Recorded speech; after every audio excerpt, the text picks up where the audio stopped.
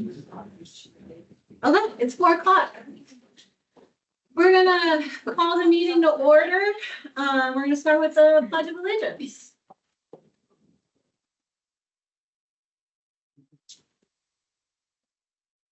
Pledge allegiance to the flag of the United States of America and to the republic for which it stands, one nation, under God, indivisible, with liberty and justice for all.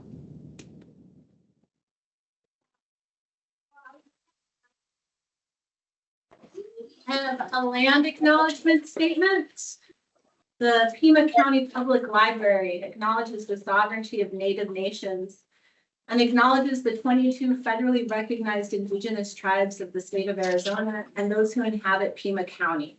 We honor the vast and often unrecognized contributions and sacrifices of indigenous people and are conscious of the ongoing experience of inequality and political invisibility. In partnership with Native Nations, PCPL advocates for full access to its educational, informational, and recreational resources. Next, we're going to move to call to the public. And I think we have a lot of folks online and in the room who maybe have never been to a library advisory board meeting before. So I just wanted to outline what the purpose of the library advisory board is, so that we can all understand that best. You know, I have it going. Maybe I don't have it. Basically, the library advisory board is here. We're all appointed by the supervisors in the county. Okay, thank you. And we're here to advise, the supervisor is here to advise the library. We're not really a decision-making body.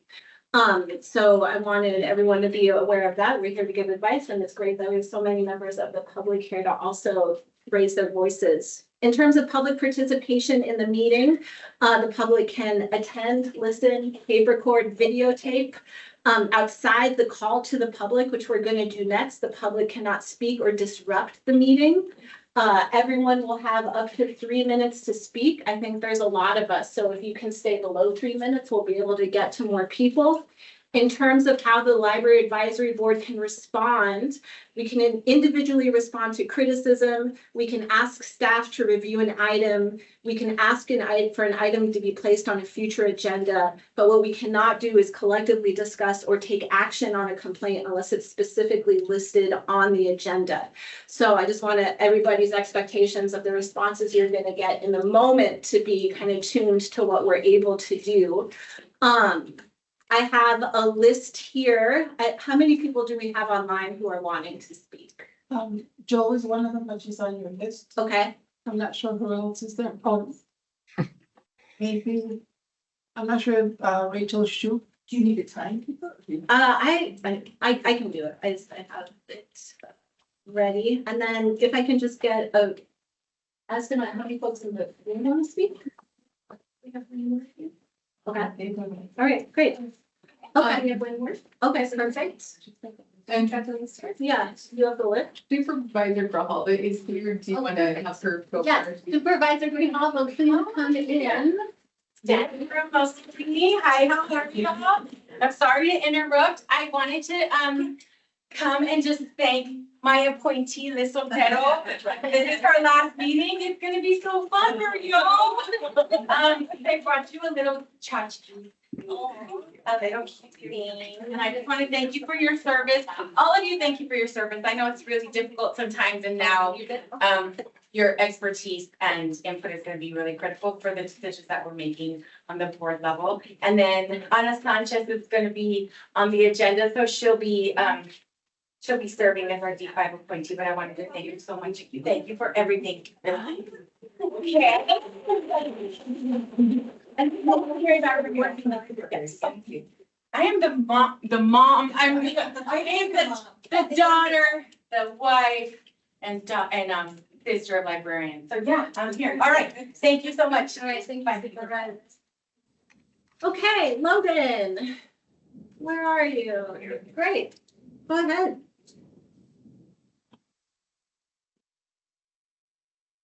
Hello, everybody. First, I want to say how grateful I am for your labor for the library. It means a lot to us, and I'm grateful that you do it.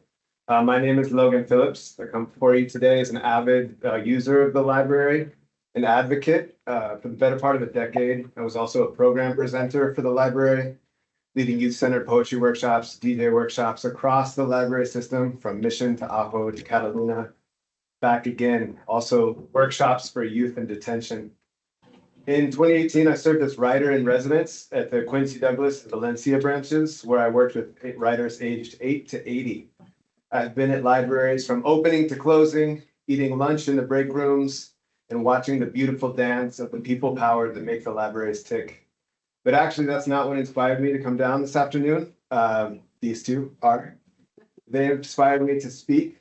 They have had library cards for the past 5 years, which is half of their lives. And they have checked out more than 200 books each last time I checked. They have completed the summer reading challenge every single summer since they had to use picture books to do it. And the two branches that made this possible for our family are the Santa Rosa Library and Main Library. Our family primarily uses a bike for transportation, and so these are the two branches that are accessible to us. We're at Santa Rosa at least once a week, every single week. And so we come before you to ask you for your leadership as you advise the supervisors on the next steps. We ask that you advocate for us and that you represent us. We understand that the challenges faced in our county and our system and our society are real, and I've seen them at the libraries firsthand. And I know that we live in a society that has been aptly described as having a safety net that is completely shredded. And I know the library system can't solve systemic issues on its own, but that is why we are here. Because we believe the answer to these challenges we face is not to reduce the system. If you hear nothing else I say today, please hear this. Closing libraries is never the answer. Downsizing libraries is not the answer. Libraries of the future are libraries that are open. Libraries that are full of life, aged 8 to 80 and beyond. Closing Santa Rosa Library would do real harm to the ability of not only these two to access books, but for all of the youth that we see in Barrio Santa Rosa. There has not been enough opportunity for our communities to comment on this draft plan. The library system needs more resources, and that's what we should be focused on rather than cuts. As the people who pay for the libraries, we ask you to take up the cause of increasing funding from the county so that we may support you in that. Because I'm sick of ever more of our local budgets going towards incarceration. I don't want to see our youth behind bars. I want to see them between the stacks. I want to see them opening pages, opening possibilities they never imagined. So in closing, we teach our youth through our actions, not only through our words. And I actually have to leave this meeting early today because I have to go to work. But these two are going to be here in the back with their mom. And they're going to learn from what actions you all take today and in the coming months. So we challenge you, please push for more. Don't give up. Don't give it up before we've even begun. Do the right thing, and we will be here to support you. Thank you. Thank you.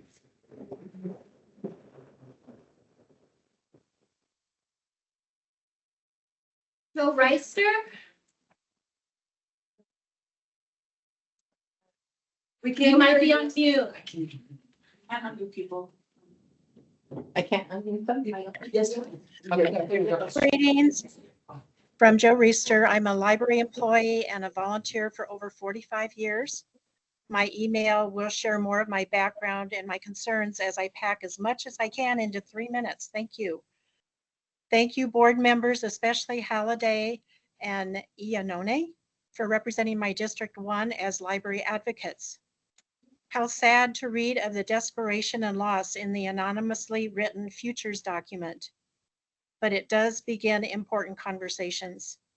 Library services equip and inform citizenry, advance critical thinking, while cautioning against the idea that you can believe everything on the internet.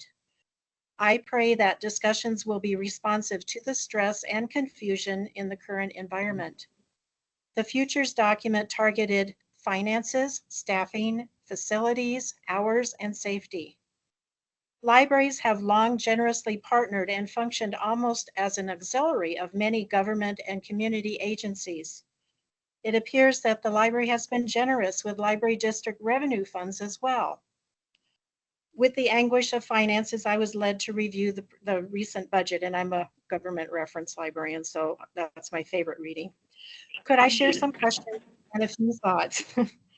The current county budget appears to have a difference between library district revenues of 67 million and expenditures of 15.5 million, with annual net transfers of over $10 million dating back to 21.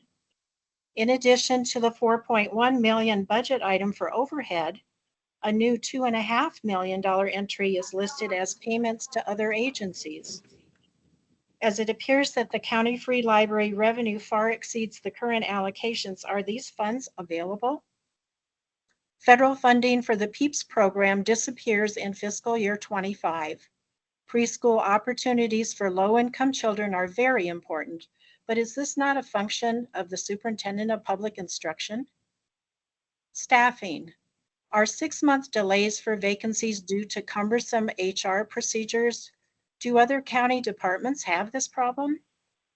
Can we collaborate with our own U of A School of Information Resources to support local vacancies? Facilities. Is there a plan for regular instead of deferred maintenance? Could these $10 million transfers help with that? Hours. The June main library gate count was 25,542, the highest in the system. Why a recommendation to close the most visited library facility?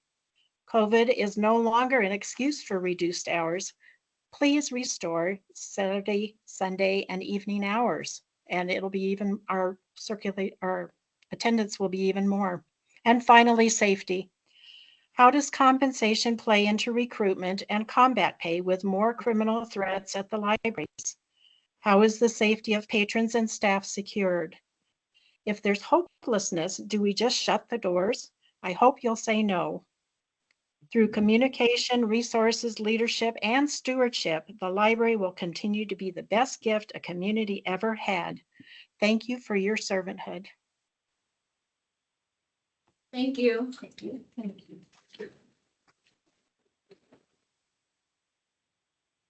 Marley Mae Webster.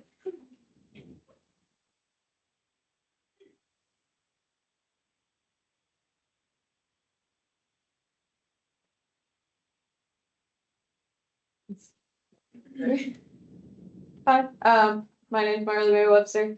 Basically, the main thing that I came in here to talk to you all about is after reading the memo that went out on the 16th about the general plan, I think that de-emphasizing community space is not ideal. I know that when I was in high school, basically the only place I had to go when I wasn't at school and trying to avoid being at home was the library. If I hadn't been able to come to places like this to be able to use the computer, I don't think I would have been able to finish high school. Last summer, I did find myself being homeless for 4 months in the middle of the summer, and I work outside. So when I wasn't at work and it wasn't nighttime yet, the best place to be was going to be something like this. I don't know what I would have done if there wasn't spaces like this available. Yeah. I understand that there are certain constraints as far as like how much things are available to put where. But as far as what things should or shouldn't be prioritized, I think that de-emphasizing having community spaces available and places for people to go that they don't have to pay to be at is important to make sure that we still have as much of that as possible, because the library is one of the only places left that still exists at all. It's very hard to find, and the more we take it away, the harder it is to get it back. Once we reduce places and hours and times, it's really hard to expand them ever again. So I think that if at all possible, avoiding closures and stuff like that would be the best way to go about things. Yeah, that is basically all right.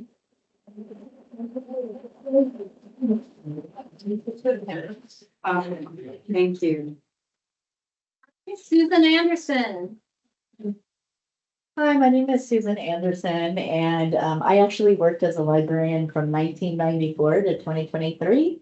So I saw libraries, from pre-internet all the way to basically today.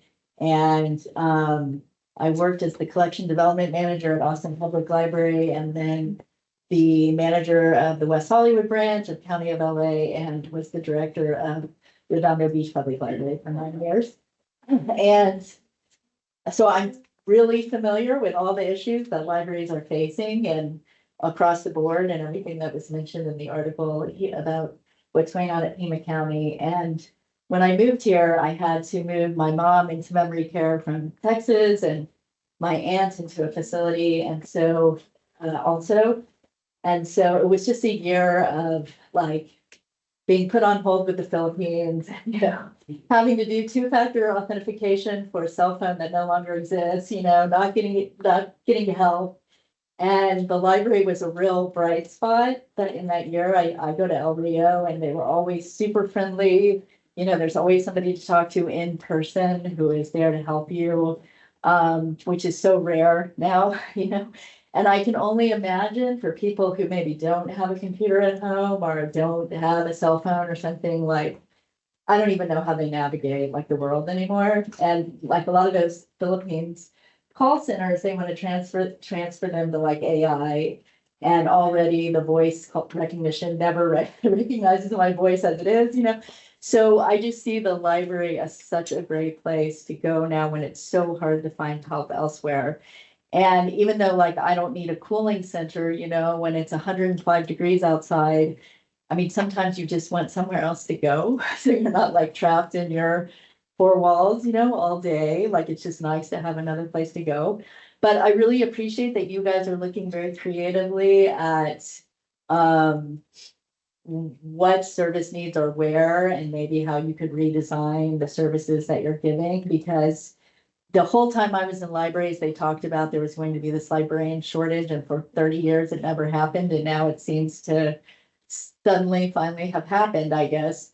And there is, if there's a shortage of librarians, I mean, I do believe in the MLS and that there are certain jobs that I think librarians should do, but with the expansion of everything that libraries do now, there's definitely a need for like social workers or people to help on the computers or people to do children's performances. And those don't really necessarily have to be librarians. So, and different neighborhoods definitely need different services.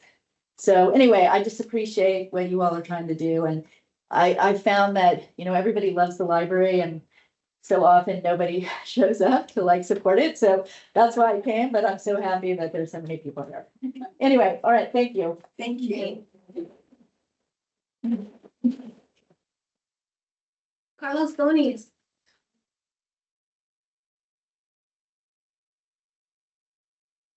Hello, everyone. My name is Carlos Donis Leon, and I am currently a student for college for a double degree for aerospace engineering and physics. Well, I am here today to discuss about what's today's topic about future the libraries themselves. I have read the original memo from Jen Lesher, who is the county administrator, who has proposed this, who's the face of all this, and the reason why we're here. And the three subjects that she pointed out was budgeting, staff retention, and staff hiring. And also, safety concerns with the public and the administration or even employees of the libraries with conflict. I quite understand the first two, which is the last two actually, the retention and the hiring, which is the concern, and which is the safety of the employees themselves. The thing is that the one they pointed out the most within the memo itself, the 27 pages, was the budgeting itself, which to me, when I read the paper in its full context, didn't make quite sense as they're trying to close 5 libraries, which is including this one we're standing in, and deciding to relocate actually to a different location, which is not even guaranteed yet actually, which the memo didn't discuss. Not only that, but if you're planning to build a new library and you can't even keep the old ones, which doesn't quite make sense to me. If you're trying to build a new one and you can't even afford the old one, which is leading back to the same original problems, which will lead you back to here today. Not only that, within the budgeting themselves, if the libraries closes the location that they say they will, 5 locations, The new libraries that are considered to be built doesn't even accommodate the old locations, meaning those communities that don't have libraries will now have to travel further from which they needed to in the past to even have regular accommodation as they would used to be or used to have. Not only that, because of that situation, it also further burdens the transportation system from which Tucson will have to pay in the long run as well, further damaging and even having to allocate even more budgeting from the government itself to be able to accommodate for those reasons. I believe there has to be something done to the libraries as retention has fallen, which I do admit, which libraries are not what it used to be, but things could change and things could improve. But I don't think this is the right choice to make, to close down the libraries and complete. Maybe reduction might be the answer. I don't know. I don't have the answer. But to my perspective, as a 22-year-old, as one of the youth of Tucson itself, who use the libraries and owe it to the libraries from where I am today, because without the libraries, I don't think I'll be here standing with you at this moment. With the success I've had, and if I don't have that success because of the libraries, I don't want to strip that to anybody else who might have the opportunity to stand here as well for those reasons.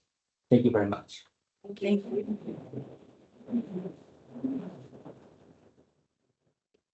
Has anybody else joined online that wants to speak? Oh, Rachel. Hello, my name is Rachel Shoup. I hold a master's degree in library and information science from Syracuse University. I graduated in 2019, so I'm early career. I work as a data archivist for NASA's Human Research Program, and I live in Picture Rocks, where we do not have a library. The closest one is in Marana. I requested this time to speak to you today to express my concerns over the proposed 2024-2026 plan for the Pima County Public Libraries, and I did read the plan in full, and I understand that the libraries are in a very difficult place. I work for NASA, so my criticisms are very technical, so I apologize in advance. I have questions about the methodology used to identify these branches for closure and repurposing. In addition to the operations budget and the full-time employee tally, why were the activities ranked by branch selected for this decision-making process, and how, if at all, were these metrics weighted? What efforts were put forward to measure other types of value that these libraries provide to the community? How many kids use these libraries after school? How many adults earned their GED or found employment using the library spaces and resources? What communities were strengthened because the library served as a space for people to network and share ideas? These are hard to quantify metrics, but they represent the essential value that these libraries offer to our communities. Further, the plan outlines issues with staffing, particularly the difficulties in hiring librarians, and I would add without citing sources for this statistics referenced in the plan. Sorry, I'm a scientist. The plan did not discuss how PCPL has tried to attract more applicants. It only repeated multiple times that there are so few librarians available to fill these positions. My quick research online suggests that the salary range, which is approximately $50K for the librarian one positions that PCPL listed, were average for Arizona and slightly below the national average. So my question is, what benefits are available to these potential applicants? Where are these positions being advertised? Are there any relationships that PCPL has with university information and science programs that could be leveraged to entice new librarians to these public libraries? And I know that this is a point that another person mentioned earlier. So finally, the proposal to change the minimum requirement for a library science degree to a preferred qualification is startling to me as a person who holds that type of degree. I'm concerned at this proposal because the effort will definitely expand the pool of potential applicants, but those applicants will be underqualified for the positions that you're asking them to fill. This will drive up expenses related to hiring, worsen the services that are offered to the public through the libraries, and it will do nothing to reduce the burden of current qualified librarians in the system, whose expertise curating collections, conducting reference interviews, and developing programs for these patron communities is the driving force behind the Pima County Public Libraries. So I know I'm almost done. After reading the plan, I was left wondering what alternatives to branch closure and downsizing were considered, what lessons learned and other reviews have been conducted to identify sources of these issues and potential mitigations. And library spaces are essential to these library services and the community. So I have many more thoughts on this topic, but I know that there's limited time, so thank you for listening, and I yield my time. Thank you. I have two more people in the room. If there's anyone else online who wants to speak, maybe you can put your name in the chat so that Laura can get you lined up. Amanda Castillo. Good afternoon, everyone. So happy to see everyone here because we need an informed and active citizenship in order to preserve our freedoms and our rights. And I think that you'll see me get emotional because it is very emotional. I'm a 30, I lived downtown for 30 years. I arrived here when there was nothing, but there was the main library. Now, the main library has been here for over 100 years. And do you want to have the legacy of saying we closed the main library? I had friends from Phoenix who called and said, you're closing your main library? How can that be? If that was to happen in Phoenix, you would have outrage. And so I urge all of you to not do anything in a fashion where we're all having to decide things very quickly. This needs time.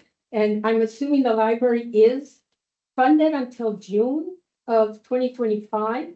Why the December 24th closeout? Why not the time to listen to the community and to have informed opinions? And I've been so impressed by the folks who have spoken here today, because these are the folks that you don't see. These are the folks that maybe you don't count as they walk in the door, but these are the folks that we have changed their lives.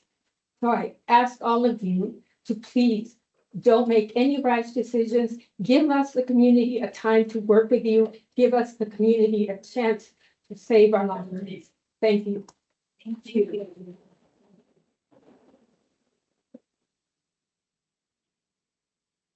Margot Natividad.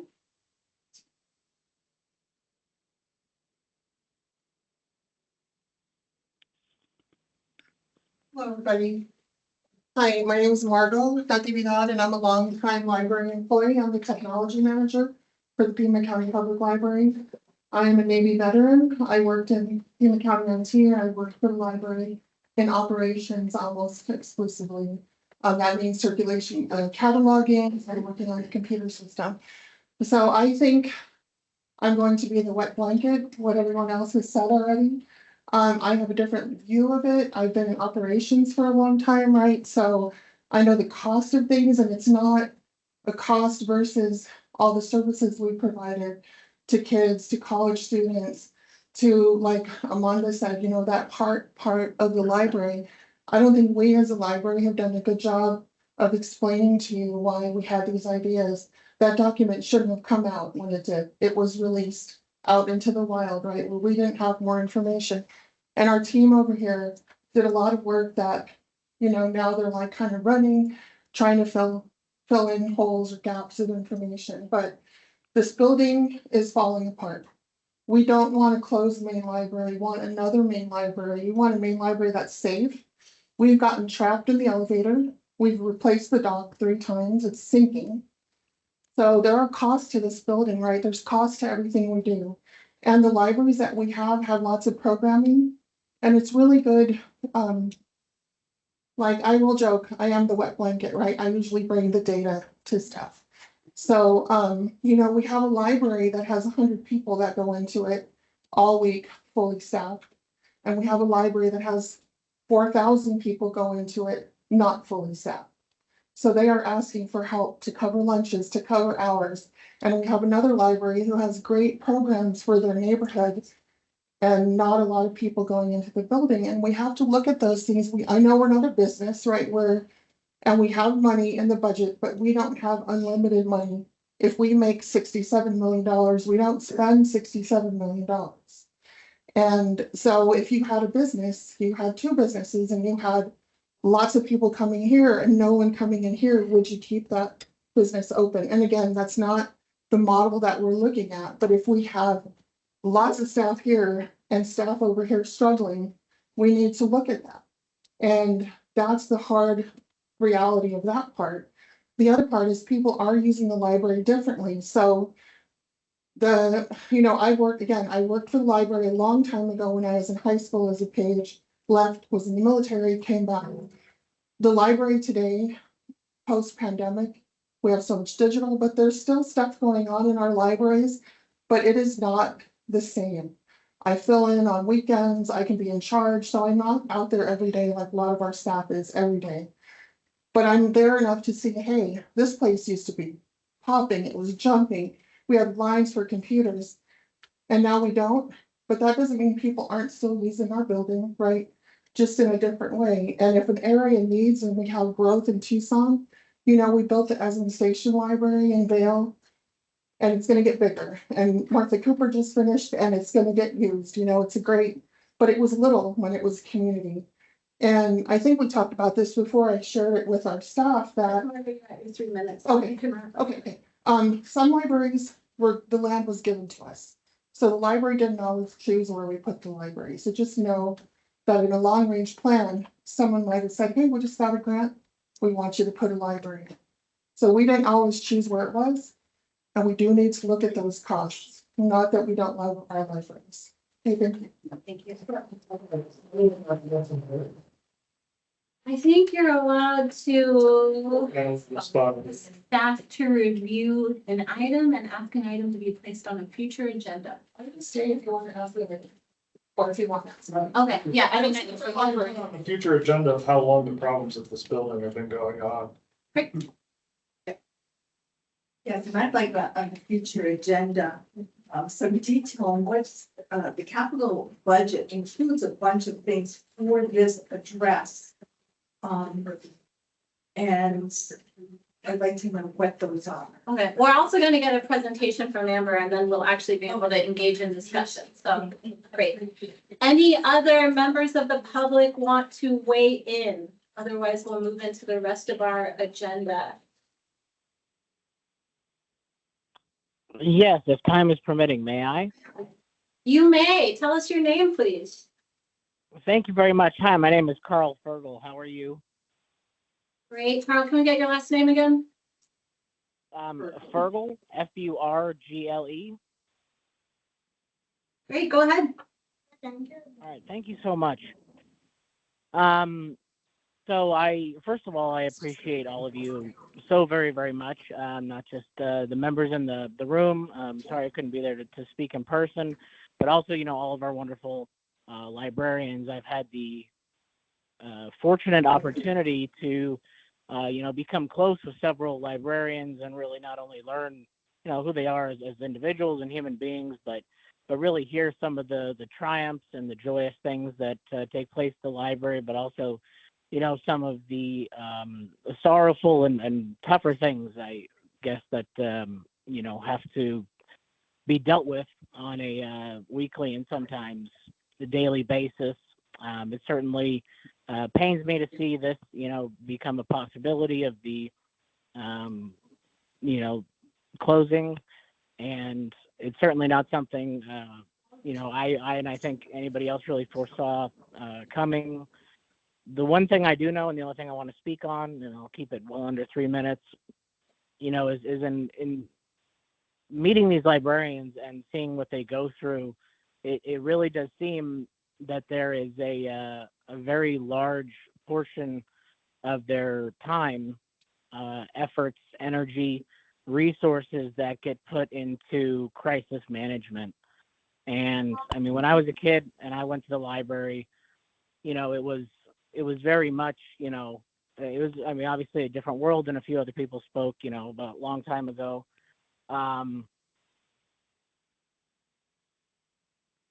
But I really, you know, in short, with sense of, sorry, I'm trailing, but I really think you need to find out what your librarians need. I don't think that a lot of your, and I'm not talking your location, I mean, the other librarians I know, staff don't feel like they're getting the resources they need. I know when I've been in the library, you know, there was somebody OD'd.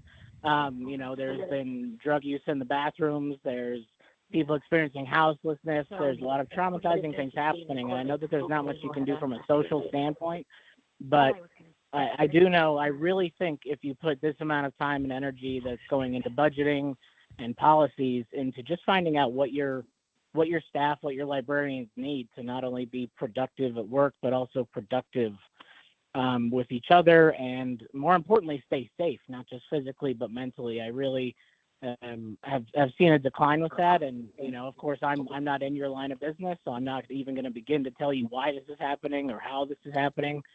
But I do know that your staffing shortage is absolutely being contributed to, you know, I think librarians not feeling appreciated or getting the resources they need. So I certainly hope that some energy is being put into that. And if it isn't, I think that would be a larger priority above anything. And thank you very much for the time.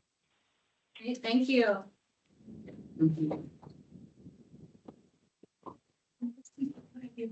You can, yeah. Start with your name. My name is Kristen Tovar. I am a resident of Tucson, a business owner of Why I Love Where I Live, and books have changed my life. My love for this community, the history of this community, and although there are so many different important conversations happening, what I want to ask is for us to think creatively about how we might solve this problem in different ways than just closing libraries. Because as we've talked about, post-pandemic, the uses of libraries may have changed.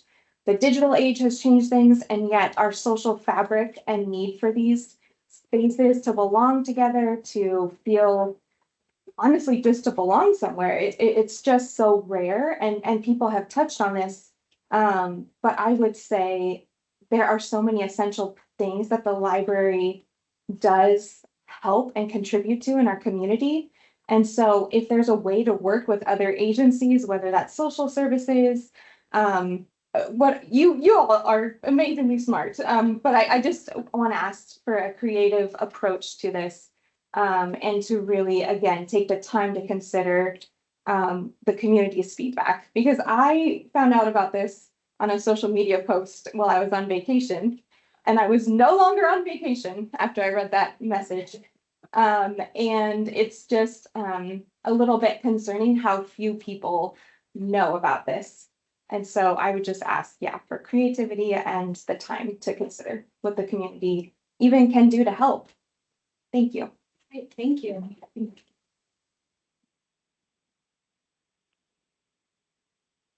Perfect. My name's Tom Farmer. Worked at this library from when it first opened in 1990 to 2014. Libraries of the future, when this library was being conceived, it was at least a 5-year project where the library worked, visited other libraries around the country to see how this library could be a library of the future. A lot of time has passed, and it's great we're getting together again to do that, because we want to be the present and the future. So this is a great opportunity. More time needed to get community input. It's 117 days to the end of 2024. I don't think that's going to work. I loved working downtown. I loved seeing the old Pima County Courthouse being restored. That is a jewel for people who visit Tucson. Wouldn't it be great if the main library right across the street was a jewel for people who live here in Tucson? Thank you. Thank you. Thank you.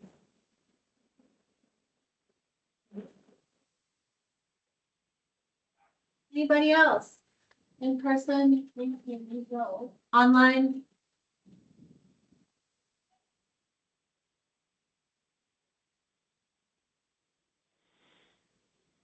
Okay, I'm gonna move to the next item on our agenda then. But first, I want to thank everybody for coming and sharing their views. You know, I think it's really important to come here and do it. We've been getting a ton of emails as well, library.board@pima.gov. And I know that we're all gonna review the information that we've gotten and you know, make decisions, or at least advise on decisions to the best of our ability. So please, it's the first time I've seen so many people here, and it's really great just to see the tangible nature of people's love for the library system. Approval of the minutes from August. I have a question. Okay. Can I ask that before we? About the About the minutes? Yeah. Yes. Okay, so I noticed in the minutes, there are two agenda items added to the minutes. Agenda item 7A, which implies, it seems, it implies that we had a copy of Jan's memo, The Libraries of the Future, with our library packet in August. And that we also, and then agenda B, that a survey was already sent out to us. And we didn't get, the Libraries of the Future and the survey didn't come out till I think about August 16th and 17th. So I don't understand why they're being listed for the minutes of the August meeting. Well, I think they were referenced. No, there was no reference at all in our meeting about Libraries of the Future. The survey was mentioned. No, I mean, I remember Amber saying that we would get a copy of the report. She didn't mention it by name. But if you have an amendment you'd like to propose to the minutes, we can talk about it. Well, I would like to have it more clearly stated that Libraries of the Future documents and that the detail of it was not presented at the August meeting. Because we didn't even have on our agenda anything about the closure of this library, so I asked Amber about it. I don't see that in the minutes. Can you see it? Yeah. Well, I know it doesn't say in here that I asked you, I asked at the. I think, No, I mean. what part of the minutes would you like to see At the changed? end of at the end of the agenda, 7A and 7B, I don't think that they're appropriate to be in the minutes of August meeting. Because we didn't have them. I think you're looking at today's agenda. No, it's the same document as August minutes. In the August minutes, I'm reading at 8D, the second bullet point, it says a report on the status of the main library will be coming soon. Adjournment, item 9 ends on page 3. Right, and then go past that, and there's two more agenda items, 7A and 7. Right, so why are they listed then with the? I've put everything in order. It's part of the document. It's not So part of the wouldn't it minutes. be our agenda today, the September 5th agenda, that needs to be part of? Yes. It is. Yeah, but it's not. Can we just get a hard copy of today's agenda? Here, yeah, I mean, it's here. This is the order of the president, the agenda for today, which is all of this. Yeah, These are the minutes from last month. This is the new agenda item for this month. okay. Everything else is for the new. It wasn't clear to me. Because then the September 5th one starts. Okay, thank you. Okay, any further discussion on the August minutes? If there's not, I'm happy to receive a motion. And Okay, any second? All those in favor of accepting the minutes from August? Any abstentions? Okay, opposed. I'll do oppose it next, so you can choose. I oppose. Okay, great. It passes. Next item, Friends Group and Library Foundation reports on events and fundraising activities. Any Friends reports? Go ahead, please. Hi. My name is Karen Williams. I'm the relatively new president of the Pima Library Foundation, although I've been with the group for quite a while. And I'm really happy to tell you that we have a brand new director of philanthropy right here, Coletta. Our previous director retired last April, so we were without somebody for a while and we're thrilled to have her. Just quickly, last year, I want to let you know that we gave $25,000 to the Pima County Public Library. $20,000 of that was invested in the well-being and resilience of staff to ensure that the care that they needed to heal and thrive in the working environment was available to them. And the other $5,000 went for sponsorship of the Festival of Books. And then just quickly, because Tom wouldn't have been here reporting, I can't help but say, over the last couple of years, we have been supporting Career Online High School a lot, and we have provided funding for 115 of the 150 scholarships that were awarded to students for that. Great program.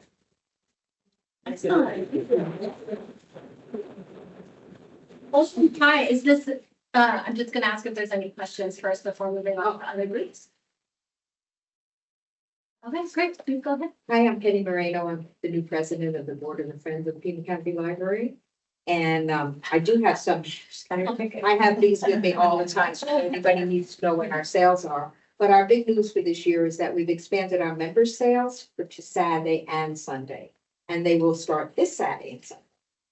We will then have our 4-day community sale the next week. And of course, we last year gave $260,000. And hope to at least give that much here. Great, thank you. So anybody who wants, just. Any questions for Peggy? Penny. Penny, sorry, thank you. Okay, any other friend reports? Okay, thank you. Next, we're gonna move on to new business. Amber's gonna do a presentation on the memo we've all been talking about. We're gonna hold questions to the end and also just advisory board members. We normally have pretty freewheeling discussions, but I'd actually like people to raise their hands because I want there to be space for everybody to be able to join in the discussion, so it can be a little bit more ordered. So if you can just not, so if you can just be recognized before you speak, that would be great. Amber. Thanks so much. Amber Mathewson, Library Director. Happy to see all of you here today. It's great to see such wonderful library supporters all around. First, before we start our presentation, I did want to say that Dr. Garcia had intended to be here today and was not able to, but will be at future board meetings when we're having discussions as we move forward. So just wanted to relay that. Also, I wanted to apologize to the board in that the work that we've been doing, and I know it was said that it was an anonymous report. Yes, we didn't put all of our names, but all of my leadership team had a hand in writing the report. Our intent had been to communicate in a different fashion, and because things got out to social media in a way that we hadn't planned, things just had to go all at once. So as Margo pointed out earlier, we're running to catch up. I want to remind everyone that this is a draft plan, and in that it means that we do want support and ideas and things to go forward. And we put forward what we think of are the best solutions that we have right now. And if you haven't had a chance to read the full report, or if you have friends who have questions, be sure that they're actually reading it, because some of the things that have been in social media just aren't true. So hope that you'll do that. And with that, if you can hold your questions from the board until the end, that would be great. And I'm going to pass off to Renee Bibby, who's going to start our presentation, and you'll be hearing from lots of us. Okay, hello, everybody. I'm Renee Bibby. I am the Library Service Manager over Marketing and Communications. And I'm gonna, yes, hello to everyone who's joining us on there. It is not an anonymous report, and not written by Janet, it's written by us. And I was really nervous about this presentation, and I think all of us are. I was talking earlier, she's like, I think I'm gonna hold cards with them. And yeah, it's absolutely, we're facing something. I was like, they're gonna throw cabbages or tomatoes. I don't know what we throw in here, but we've been nervous, really, really nervous about this. And then some of you have started to speak, and I'm like, yeah, we are actually in alignment in many ways. And I think someone spoke earlier about being creative about the solutions. Yes, that's what we're here to do. So what we're gonna do now, if we can figure out the tech, let me see if I can get it. Should be able to just touch it. No. Might have to swipe a little bit. There you go. We're gonna touch on a couple of things today. We're gonna walk you through. We're gonna take you into a deep dive into the process of how we got where we are today with the particular proposal that we have in front of you. Okay, so it's gonna get into the nitty gritty, and we want you to like stick with us, stay with us, and there, of course, there will be more questions afterwards from and there will be opportunities in the future, we promise, for the community to also ask questions about this, right? Okay, this is what we're going to do. We're going to talk about an overview of what the future planning was, and what we started engaging with about a year ago. Then we're going to talk to you about like what we started to look at and what we're reckoning with when it comes to the use of the libraries. We're going to give you some insight. Someone asked questions earlier about how did you choose the ones that you did? What went into that? We're going to answer those questions as best we can. We're going to talk to you about how we expect to get the feedback process from our community and what that's going to look like. We're also going to talk about what some people have already identified about the gaps that exist in our social service network and what that means for the library and what it means for the community. We're also going to talk about sustainable change. How do we truly make change that is supportive of, as someone was saying earlier, the librarians who are doing this work, because supporting them is also supporting the community and it's supporting the library, right? Okay, and then we're going to ask at this point, because this presentation is for everybody, but also it's for the library advisory board, talk a little bit about what sort of how your engagement is with the plan, what that looks like. So that's what we're going to do today. So for some of you, this is going to look familiar because how many of you went to the library advisory board planning retreat? Okay. We've done some of this work with staff. We've done some of this work as the leadership team, and then we did some work with the library advisory board. About a year ago, as we were thinking about what is the work of the library, we identified 4 areas in which the library currently does work. Spaces. We have physical brick and mortar buildings, and we have meeting spaces, we have meeting rooms, we have a place where people can be during the day. We also support learning. We have programming, we have computer classes, we have English language classes, we have other story times, all the ways in which we're sort of saying, here's the information, and then let's talk about how we process and learn about what the world is and what that means. Also, to some extent, the library, maybe us less so than some other libraries that are out in the wider world, we also do things. We have blood pressure cuffs, and we have telescopes, and we have culture passes. We have these things that we're like, also, sometimes people need access to things to be a member of society.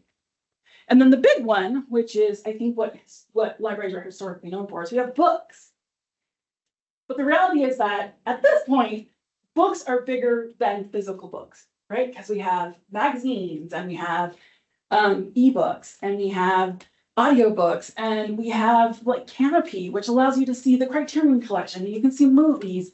And we pay for, steward, and curate the stories that are about human existence. Those are the 4 things we have been doing. And we had to sit down and ask ourselves, can we realistically sustain all of these things? And even if we had all of the funding, all of the energy, and all of the time, these are slightly in conflict with each other. Somebody mentioned earlier, yeah, maybe you have some social workers on staff. Maybe you have some event space management on staff if we really wanted to make our spaces really great.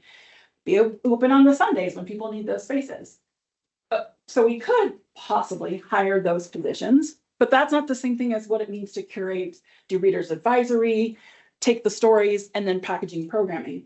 Essentially, the skills we would need for the staff to do this work and how we would orient the spaces, how we would do that, they're kind of in conflict with each other. And so as we, as this leadership team, then with you at the library advisory board, and then also with our program managers, we said, hey, at the end of the day, what do we think is most important if you could only pick one? And it was pretty much an even split with the library advisory board, with our staff, into 2 things: learning and stories. That this is how libraries, this is the reason for libraries, is those human stories. They're so fundamental to human existence. We insist they are free to every person. You know, not having access to Netflix, you know, the newest show hits, you don't have access to Game of Thrones, right?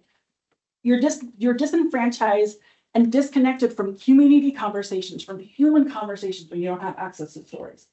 But we can't get a subscription to Netflix for people, but talk about password sharing issues, but right, but we do our best to make sure that, like, talk Fahrenheit 451, guys, like that you can still get a book when you want a book. This is really important to us. And it's not exactly out of the service model that the books are the most important thing. The libraries, This is a picture from the Smithsonian Magazine when librarians used to go out on horseback. I wish that job still existed, but would like to think I could do it. Okay. Not in this heat. And then like the existence of us, the sort of way in which libraries have mattered have been bigger than buildings. Libraries are not buildings. And this is really difficult. And I think what's going to be difficult for us, I'm going to say something that's going to be hard, a little unpopular, but across America, libraries are going to start going away. Libraries as buildings are going to start. That's going to happen. It's the future. Last night I was at an event and someone, what do you do? What's your line of work? I work at a library. And he's like, oh, I only get I have my library card, but I only get ebooks. And he was apologetic. He's like, I've never actually been into library, but I get ebooks. I was like, you're a library user. You're using your library card to get ebooks? Heck.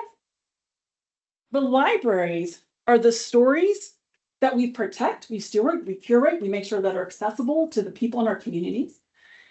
They're the programs, they're the story times, they're the English language classes, they're the computer classes. They're the human beings, the librarians who, when you walk in, say, hey, how are you? Did you like that book I recommended? It's the learning that happens in this, basically. If you took everything, if you took all the books out of this building, you took all the librarians out of this building, would you still call it a library? Maybe, but would that be a stretch? What we're talking about is that everything that makes the library important is what's inside of the building. That doesn't mean buildings as third spaces don't have importance. We are still, as I said, embodied entities. We have physical space. Some of the books require us to have physical space. So it's not that buildings are we're not all uploading our consciousnesses into the digital sphere. We are here, we exist. Buildings are important, but buildings are not the heart of the library. What's inside is the heart of the library. And what we want to do is take those parts and say, can we take the things that matter, the books, the classes, the story times, and get beyond walls to the people who we're not currently serving? We have, 300,000 library card users. There are 1 million people in Pima County. We're not doing a great job at that, guys, right? Because if we're saying, no, you must come to us, and someone's like, I don't have a bus route to you, how are we serving them? So what we're saying, from a cosmic level, from an idea where we wanted to center this conversation was, can we separate our own sort of nostalgia about buildings and the way that we maybe experience the library? Can we separate that and think creatively about what we could actually be doing with our library services, right? Okay. So we're going to take you, this is what we started with. We're like, yes, this is great. But then we also had to look more specifically about, well, how does this actually play out? And so now what we're going to do is take you through that process of how we started to analyze, how does this play out in reality? So I'm going to pass it over to Kate Demeester Lane, who's going to talk to you about what we're seeing as far as the trends go at the library. Hello, everybody. I'm Kate Demeester Lane. I am the head of our Collections, Technical Services, Library Technology. So one of the things about positions of leadership is that it is both a privilege and an obligation to look at the world around us and what is coming. We need to make those plans. And we began this work in a certain context of changes within library use and in our community. That is an important background for everyone to know. So the pandemic accelerated trends in circulation for us. Prior to 2020, we circulated about 30% of our materials were digital. Over the course of the pandemic, we went from 30% to 50% digital circulation. There's a lot of reasons for it. It's easy. You don't have to go anywhere. It's 24/7. You don't have to risk getting sick, right? That was the height of the pandemic when we really saw a lot of that start to happen. And once people got over that initial, how do I do this? They're like, this is fantastic, and we're going to keep going. So, between fiscal year 2022 and 23-24, our digital circ rose by over 500,000 checkouts, which is 30%. Our Hoopla service, which some of you may use and some of you may have been caught in the trying to check things out, has doubled over the last year. We more than doubled our budget for those materials. And looking at the numbers, I have to say, I think that this current fiscal year we're in is going to be the first year that we actually circulate more digital items than physical. These trends are local and national. The Hoopla stuff I heard about first on an Urban Libraries Council listserv when everybody was like, are you guys out of money? Because we're out of money. People keep checking out books. So, and these are not going away. These trends are not going away. They're not specific to us. It is a more global thing that all of the libraries in the country are experiencing. It also accelerated patterns of physical use. So maybe 2012, 2013, we had about 6 million visitors a year. By the fiscal year 18-19, we were down to 5 million. Really slow decline. But we can see what happened with the pandemic. This year, 19-20, our year runs through the end of June. So that was, mid-March, we closed. We were fully closed for 2 months. And then when we opened, we were able to reopen in very limited capacity. So that year we had only 3.6 million visits. The next year, really the true height of the pandemic, we had less than 500,000 visits. And then it's come back up. It's very stable over the last couple of years, 2.5 million, but that's half of what we did before. We still have people coming to programs. We still have people checking out books, but they are not using us in that third space way to the same degree that they used to. So a case study is our library, the main Joel D. Valdez main library.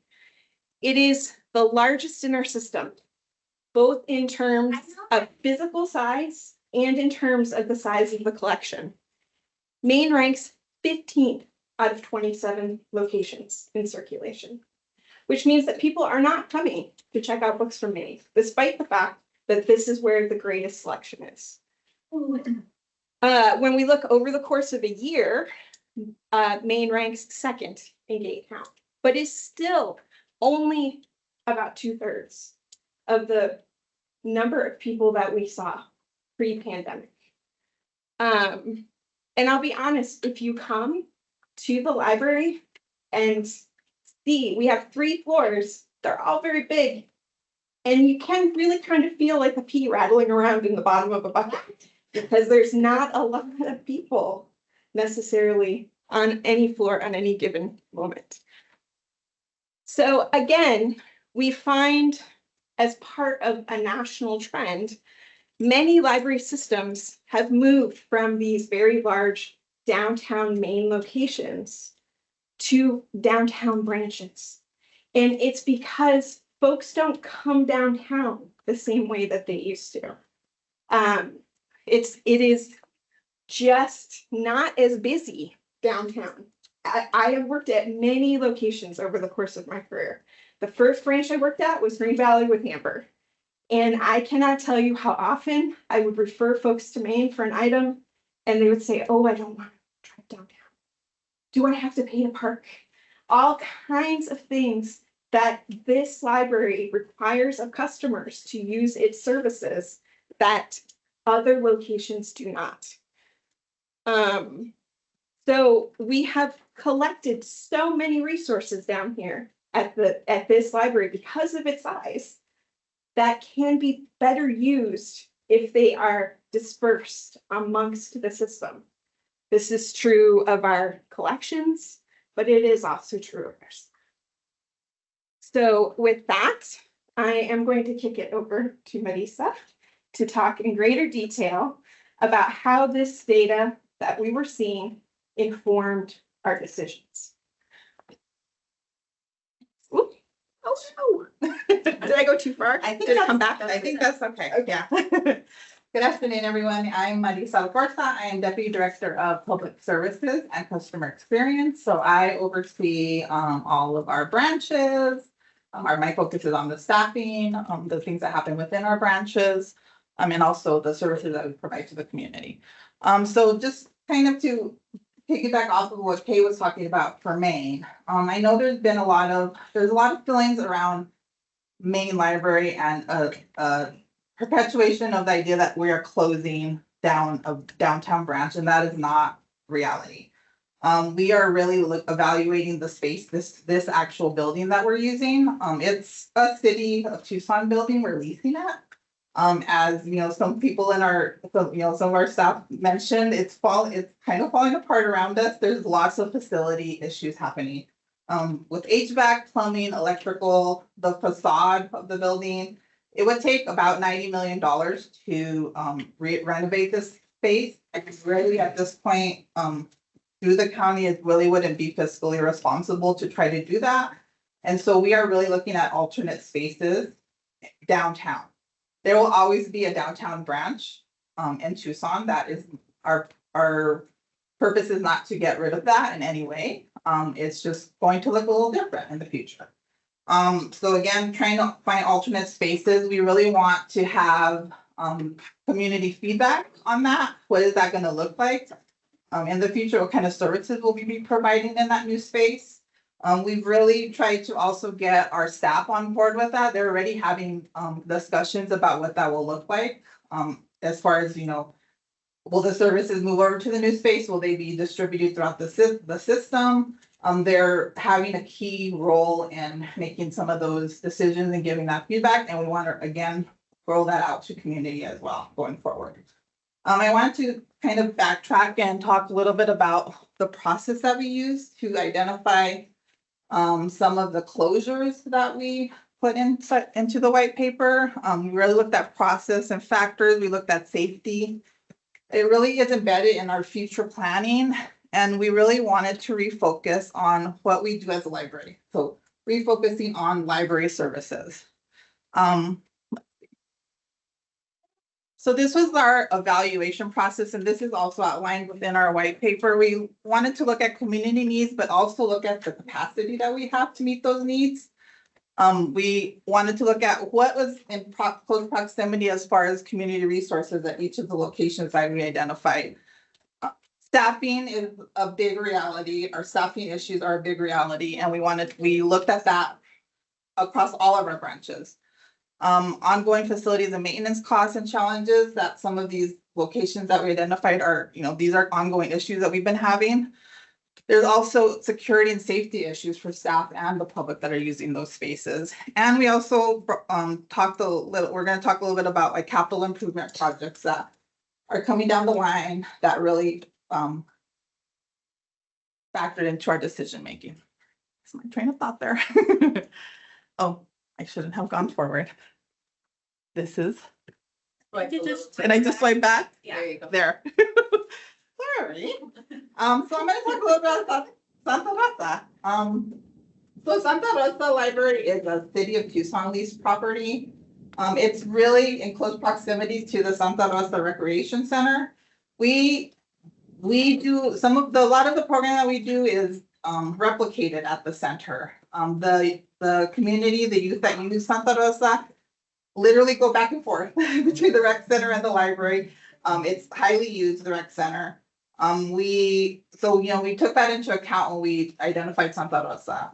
We did not want to leave that community in need, especially the youth that use that space. There are alternates for for that community. We've had a lot of very difficult incidents that have grown as the years have gone. That's really played into safety of our staff, safety of the community that uses it, safety of the youth that use that library. We've also had to increase our security at those locations because of that. And Santa Rosa has a significantly low circulation of materials, so when I talk about focus on library services, that location is not being used for that, for library services specifically. And we also looked at proximity to other, that location to other branches. It's very close, within a 1.5 miles to San Lena, South Tucson, and also the main library. We've also looked at, how can we partner closely with the Santa Rosa Rec Center? The library was closed for about 2 months because of a fire that happened. And during that time, we really worked closely with the rec center and other organizations in the community to still provide services, still provide programming. And so, we have alternates there. And also, as looking at traditional library services, such as computer access, there's so many possibilities to partner with the rec center. We can provide those computers to the rec center. We can provide other technology needs to that rec center, so that, that is still a service that's provided in that community. I'm going to talk about the Frank de la Cruz El Pueblo Library next. So there's been a lot of discussion with the city of Tucson. That also is it's a building that we own, but it's within a city of Tucson complex, larger neighborhood center. And we've had multiple conversations with the city of Tucson about that space. It's just not a very active space. The library and maybe the rec center are the two spaces that are being used the most in that very wide area. We've had multiple issues of vandalism, just major safety concerns. We're very close to the Loud Center. We've had to have off-duty sheriff's officers there. Our security costs have increased exponentially throughout the years there. Staff and community have, really had really big feedback about feeling unsafe working in that space. We've had overdoses outside. Staff have really had to deal with very traumatic incidents there, to the point that we've had to really pull back on services at that location. Currently, it's only open 2 days a week because we really wanted to give staff some space, but also kind of disrupt some of the really negative issues that were happening there. It has decreased a little bit, but we're still seeing many of those issues continue, even those 2 days that it's open. We've had to discontinue some of our services there because of all those issues that we've been dealing with. We've had to add VetSec and security hours to that. We are partnering really actively with the rec center and other organizations that work out of El Pueblo Library, but we really want to envision how we can reuse that space in the future, as far as like a community engagement hub. And Valina and Alina are going to talk a little bit more about that after I end my part. I wanted to talk about Catalina next. That's another closure that we proposed. Catalina Library has a very high operational cost for the size of the branch. It's again another leased building. We looked at that space because about 53% of the people that use the community that uses that library are not Pima County residents. They're from Pinal County. And so we've looked at that with statistics. To put that in perspective, the next highest proportion of out of county cards is used is at Oro Valley Library. That's fairly close to that, and it's only at the rate of 3.45%.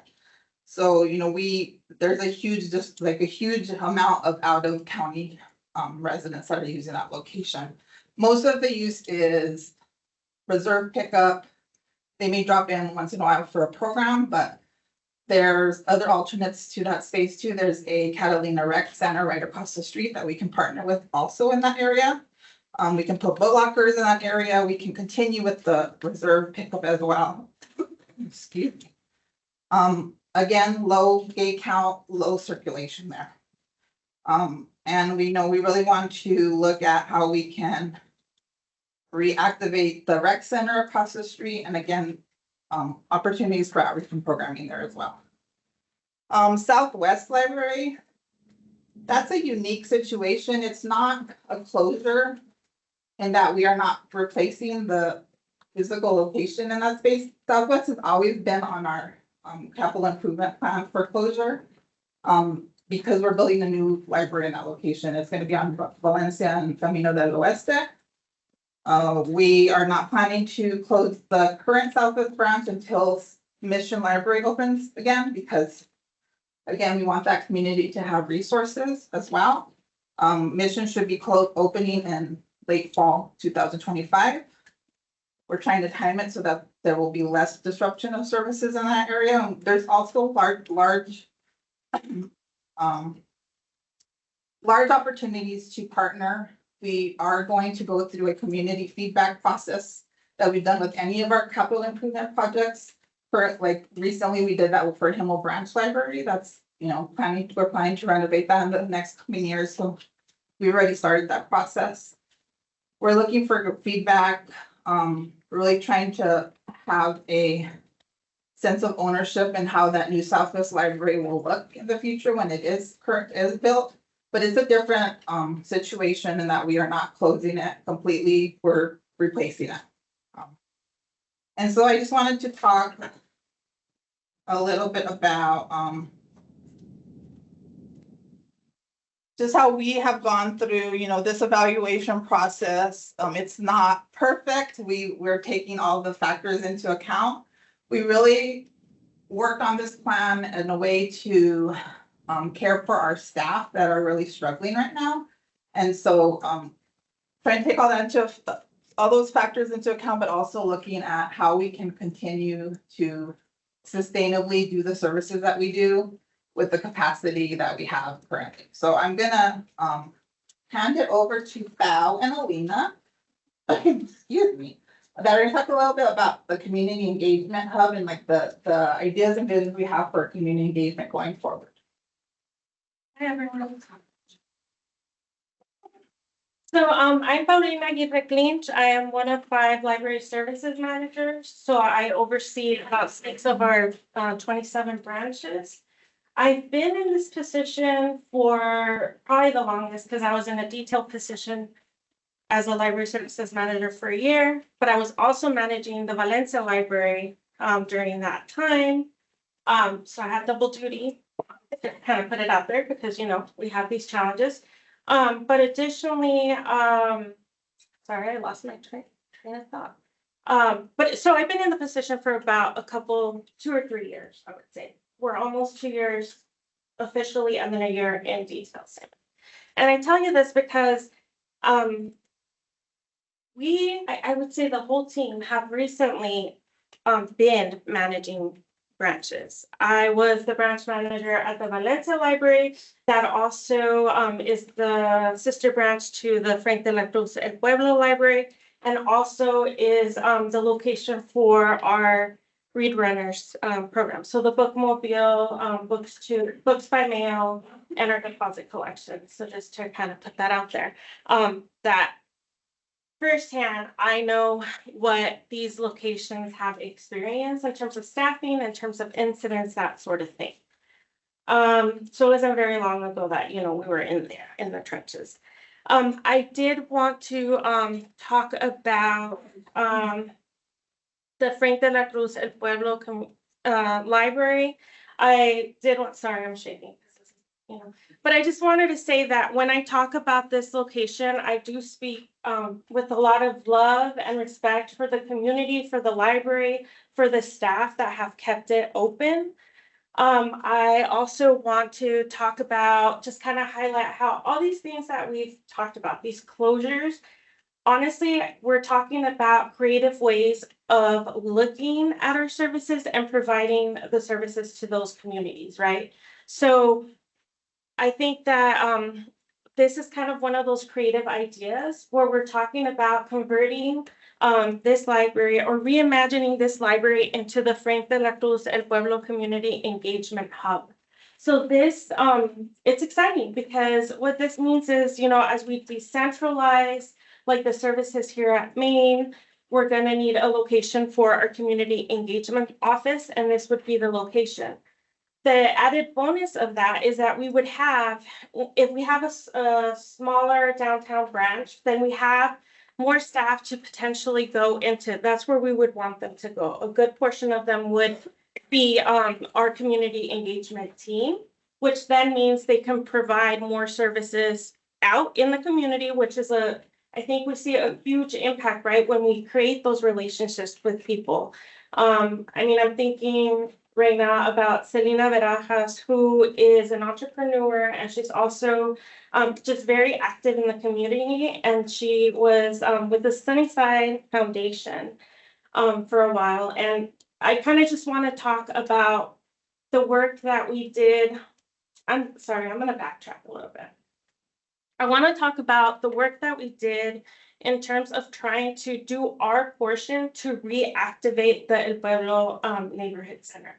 We had, as Marisa mentioned, we had conversations with the city of Tucson, but in addition to that, honestly, we kind of saw opportunities and went with them. So one example that I can give you is the Community Food Bank was looking to relocate their farmers market from the one that's here at the Mercado, and they were looking for a location. I don't even remember exactly how we all got looped into it, but we went with it, and we had the representative we gave the representative from the Community Food Bank a tour of the whole space, because we thought, this is a need that's really, this is something that's really needed in this community, a farmer's market with, fresh produce. It's kind of like a food desert out there, right, in terms of like healthy food. We took them around. Unfortunately, it wasn't something that they were able to do because I think there was a lot of things that needed to be done to the center as a whole to really support what they were doing, like lighting, things like that, logistical things. But that's something that we tried to do. The other thing that we really tried to do was I had met Selena Barajas at some other community event, and we just started talking, and then we just started seeing each other more and more. And she was one of the first people that I thought of when I thought, okay, what could we do to really get this place going? So I pulled her in, and she did a great job bringing the U of A into the library to kind of do what it ended up being was a community investment day, but it was a whole project with the class of students in the humanities department at the U of A. And so they collected stories from the neighborhood. They kind of were trying to bring the neighborhood back in, right? So those were successful events, but the reality is that there needs to be a lot more effort put by not just the library, other entities to really get that space going. And so imagine having the Community Engagement Center there, where you're going to have more people coming and going. The plan is to still have staff engage in the center and provide the services that we have. Story times at the child care center child care center next door. Programming, we did successful programming at the senior center. The truth of the matter is that branch is so small that any programming that we did, the majority was outside in the center in the other buildings. That's the reality. That is something that we can continue to do and want to do. So yeah, that's providing those library services. I think Alina will speak a little bit more about other aspects of what the Community Engagement Hub would look like. So.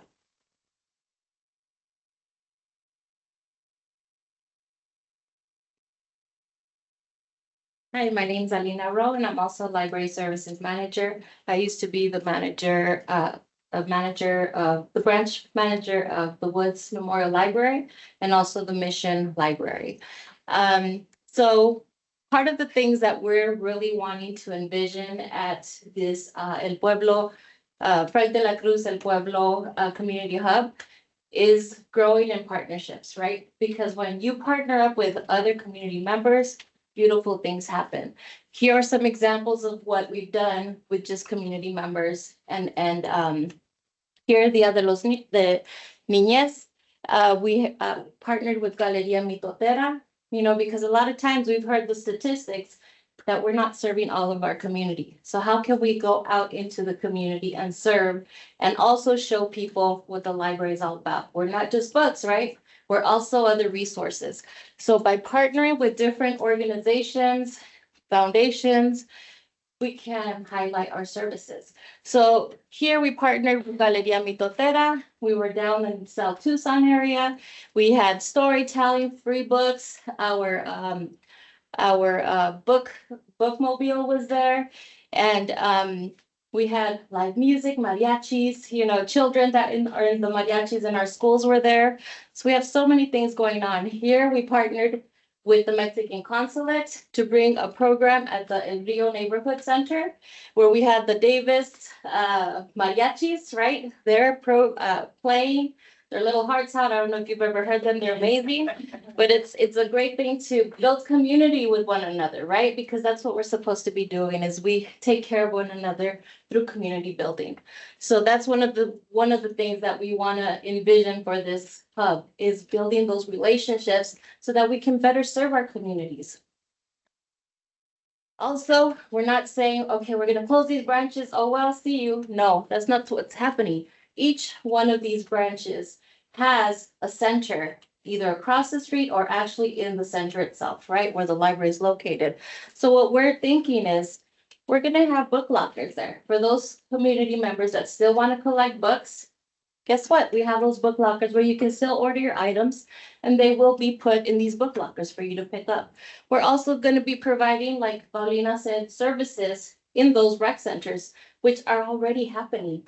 You know, during the time that El Pueblo was closed these 2 months because of that fire, we were having programming at that center that's right across the street. So we're still going to be serving our communities. Catalina, there's a center right across the street where the kids actually go to. They cannot come into the library because it's a huge highway across, and it's not safe. There's no way to cross them, right?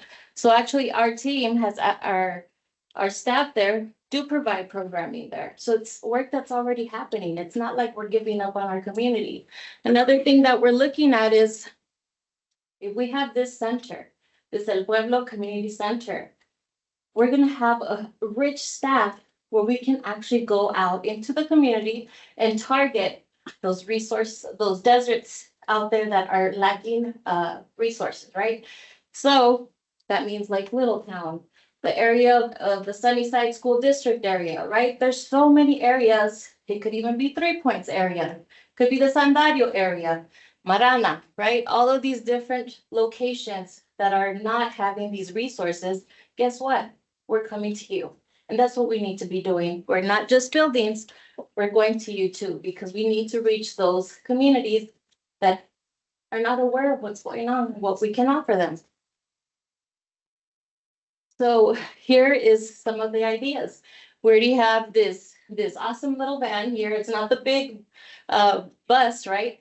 But it's for our Many Nations Affinity team, where we already work together with our tribal libraries. Did you know that we helped our brothers and sisters in South, the Tohono O'odham community there? I connected with one of the prison guards that works there.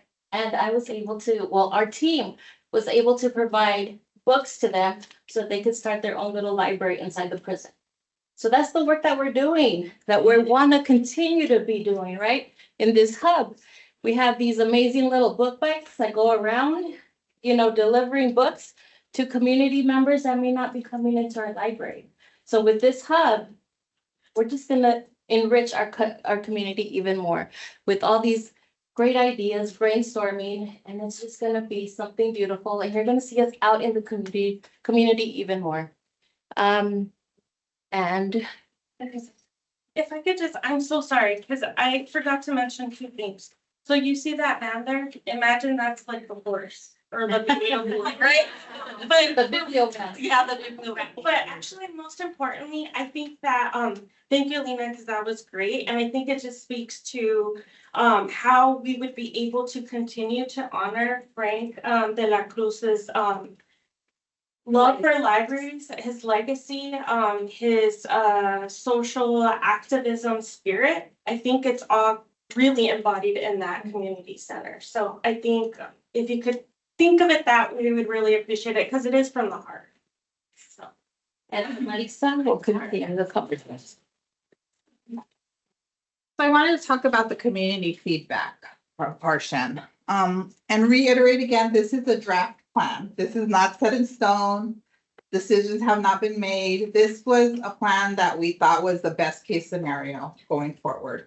And so again, we want feedback. Again, this is not how we wanted it pushed out to the community. We had a plan of action that kind of fell to the wayside, so we kind of had to, pivot a little bit.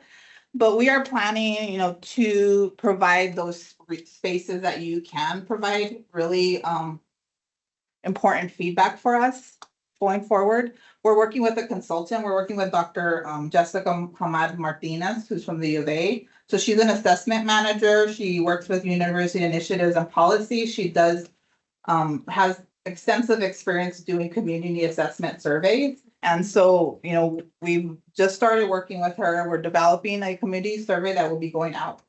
You'll be seeing that soon. You can, we ask that you participate in that you tell your community members, your friends, your family to participate in that so you can get as much feedback as possible.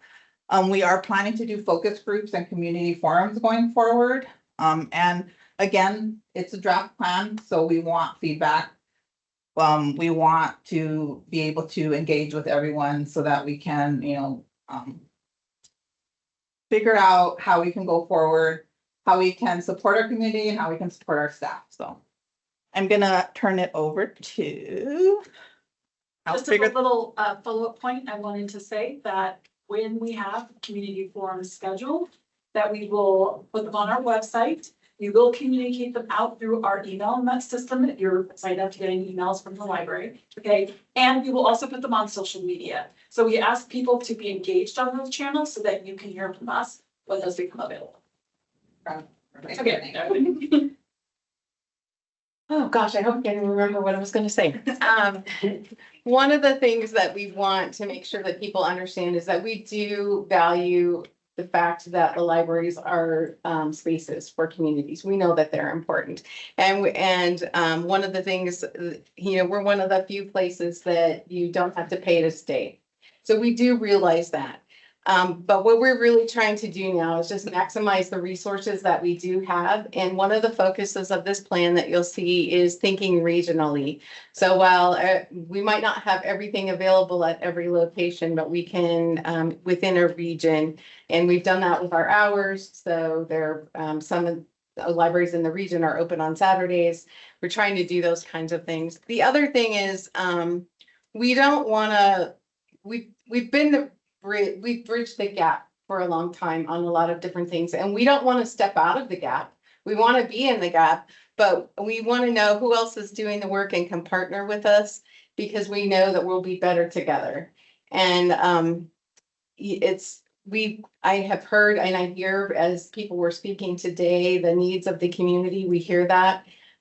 We're just trying to do the best we can with the resources at hand and realizing that as my team has shared really vividly, that people are using us differently. So we're not going away. We just want to go in a different direction. And we want to do a win-win. We're part of the puzzle. And I'm going to hand it off to Em to talk about staffing and what that looks like and what the work we've been doing. I'm going to be a little bit of some heavy and tough talks right now, but what the realities are, of what our staffing is. And so I know it was a long report. This is a long explanation, but please bear with us. So I'm Denise Lane. I am a library services manager. I work in public services with Marisa. I oversee libraries. I've overseen the El Pueblo Library. I also oversee the main library. And I was formerly before that, the manager of the main library and manager at Woods Library.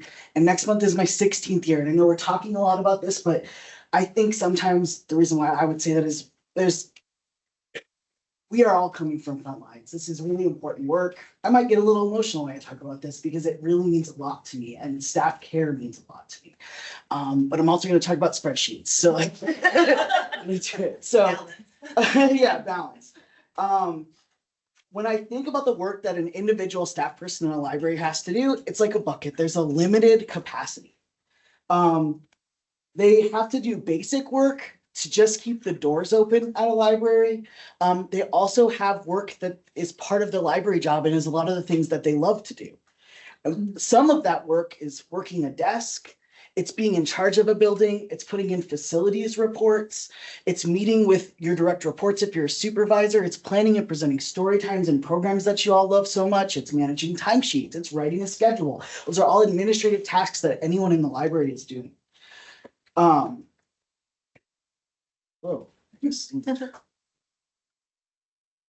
I was tasked a little bit in our team of analyzing staffing. When we started this work last winter and into the spring, and our team started looking at this because we thought that this issue would be helping our library staff kind of pull back on some of their programming. Well, we've long since said we're doing so much programming. We thought maybe a way to ease staffing tension would be to pull back a little bit on programming. We knew we were understaffed, but I have to be honest that it wasn't until we built a staffing tool that understood our staffing that we understood the magnitude of these gaps so fully. This spring, I worked with Renee to build a tool that helped us train staff to better understand their work buckets of time.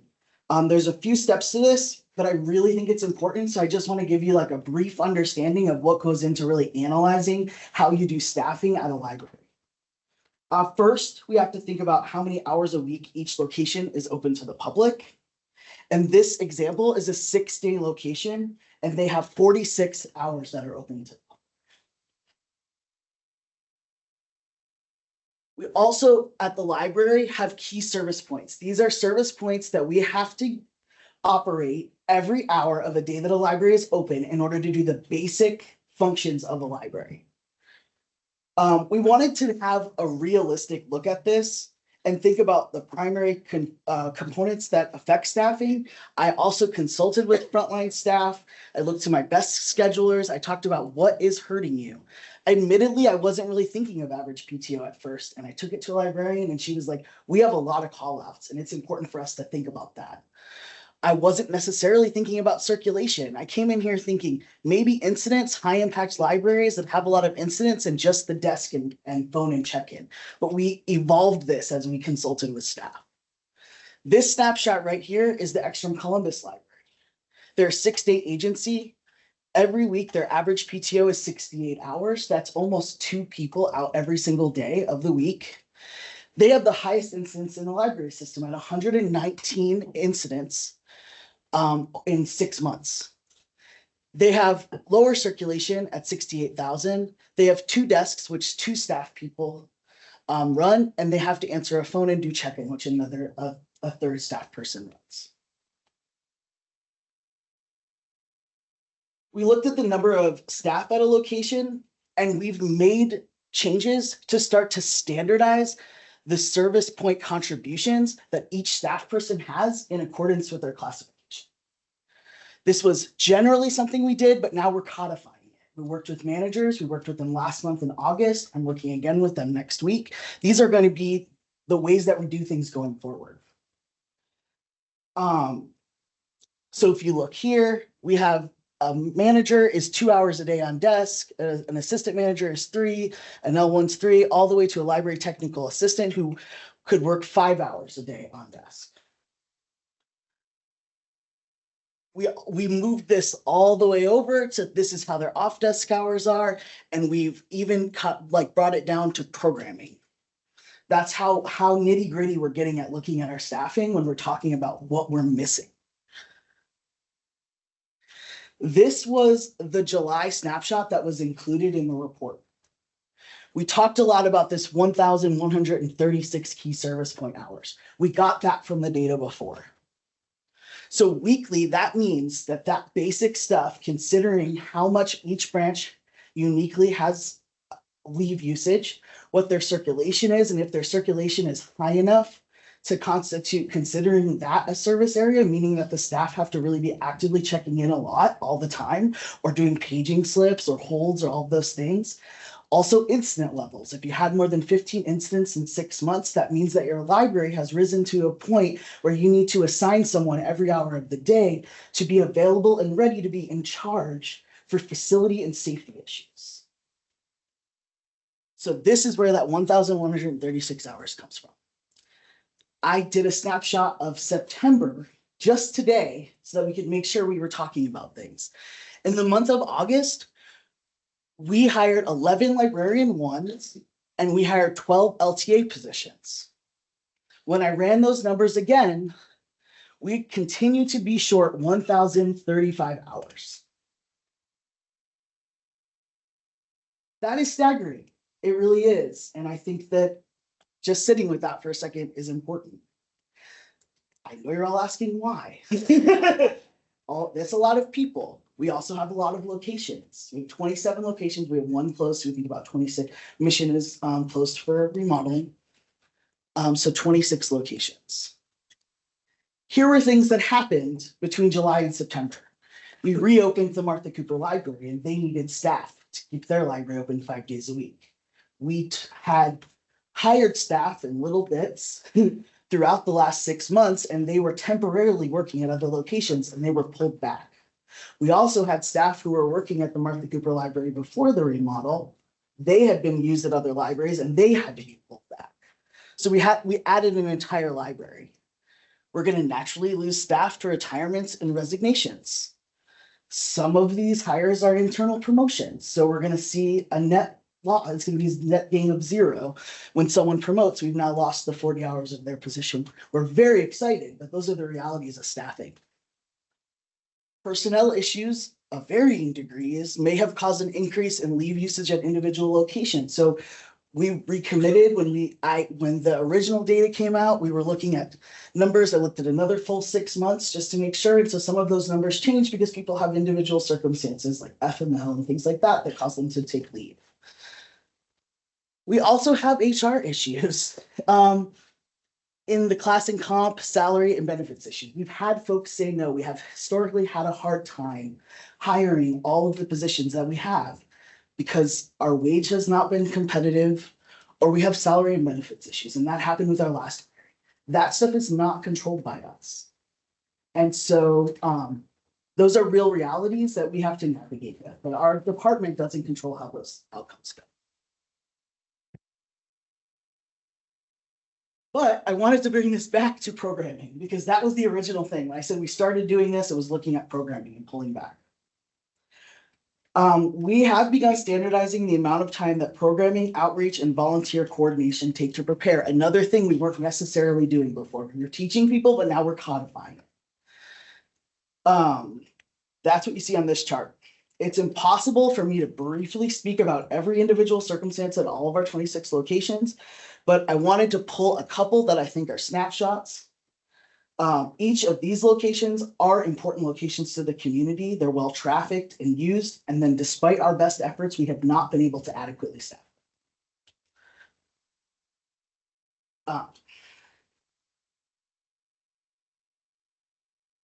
When I talk about programming, I'm talking about English language classes, job help, computer classes, story times, volunteering opportunities. The changes that we made are very conservative. But with the bucket analogy back, if we're unable to make any changes, we're going to end up in a situation where the cuts have to come somewhere, and they have to come from programming because we need to use up staff hours in whatever way. So at this time, the Nannini Library, with its current staffing situation, they are doing programming, but on the books, mathematically speaking, they do not have capacity. The Columbus Library is doing programming in the community. At this time, they don't have capacity for programming, and it is the same with the Gulf Links Library.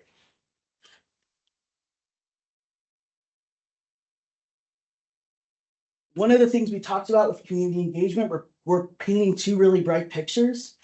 And so we want to innovate as well. And I didn't include this in the slide. Our plan is to use some of that community engagement staff to continue to work frontline service hours. So they would act essentially as subs at locations, manning only the desk, not supervising people, not doing programming for a portion, following those directives of their week, in order for staff at other libraries to do the programming work. That's part of what we're trying to innovate with here. My point in all this is that we only have so many resources and we need to make really hard choices. I believe my job is staffing. I oversee staff. I love staff. To me, staff are a vital resource and they deserve to feel supported. And they also deserve to do the work that brought them to libraries. Our administration is, of course, considering the impact of the community, and we have to have care about our staff to also have care for our community. They're also our community members. We're obligated to give staff the ability and tools to feel successful. And if we're in situations where we're treating them unsustainably in unsustainable ways, they're not going to be able to serve. So that's the staffing realities. We lost 64 PCNs since 2020. That stands for position control number. That's permanent staff. We carry anywhere from 20 to sometimes 40 active vacancies. That is conservatively 25% of the workforce that we had in 2020 when COVID first started. And it has had a great impact on us. And I think that it's important that we really, really look at the numbers and that you understand that our team has drilled into such a fine point to try to find all the ways that we can think as creatively as possible about the situation. So, thank you. And now we're gonna bring it home. We're almost done.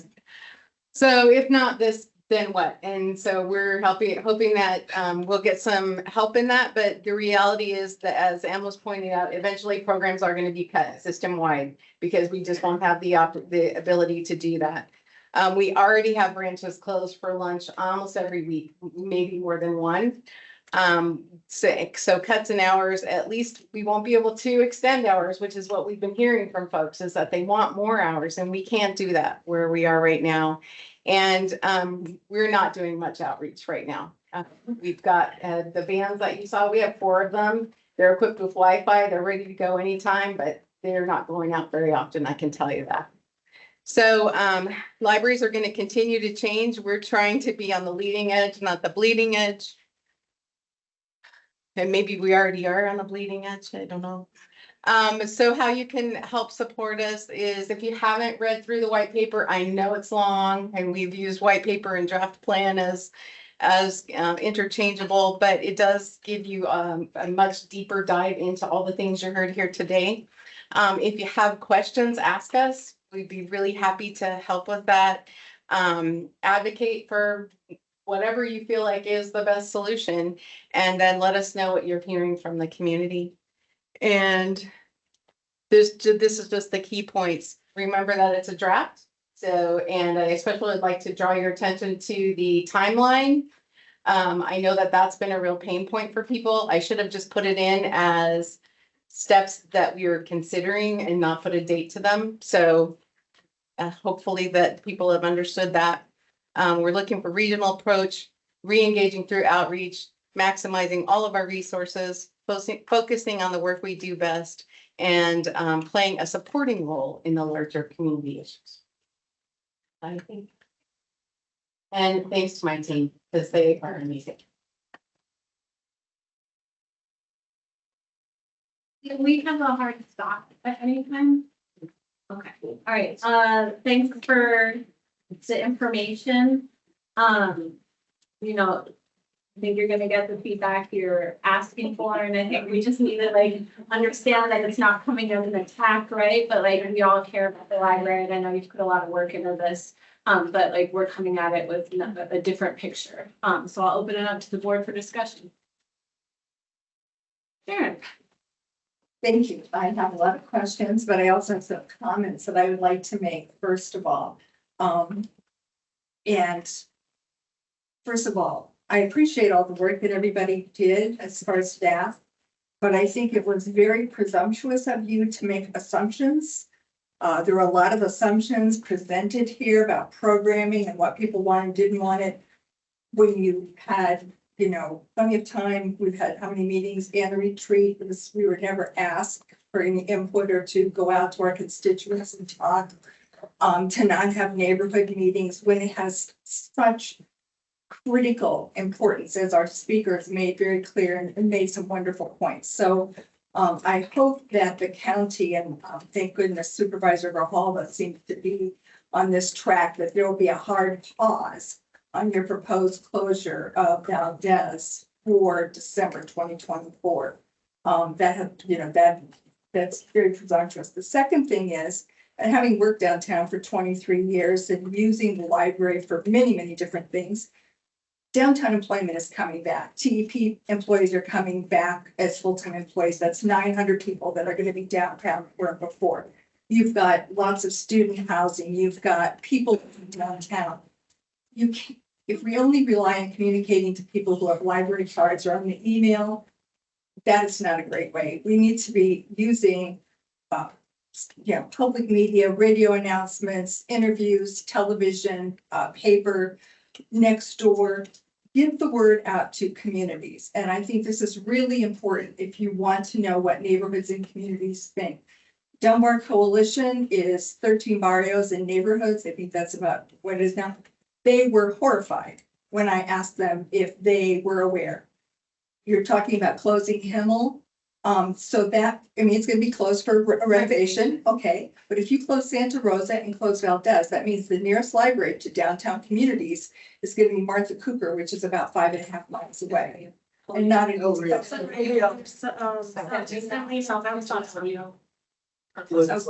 don't know what that is, but okay. But so for a lot of people, they're gonna think of Martha Cooper.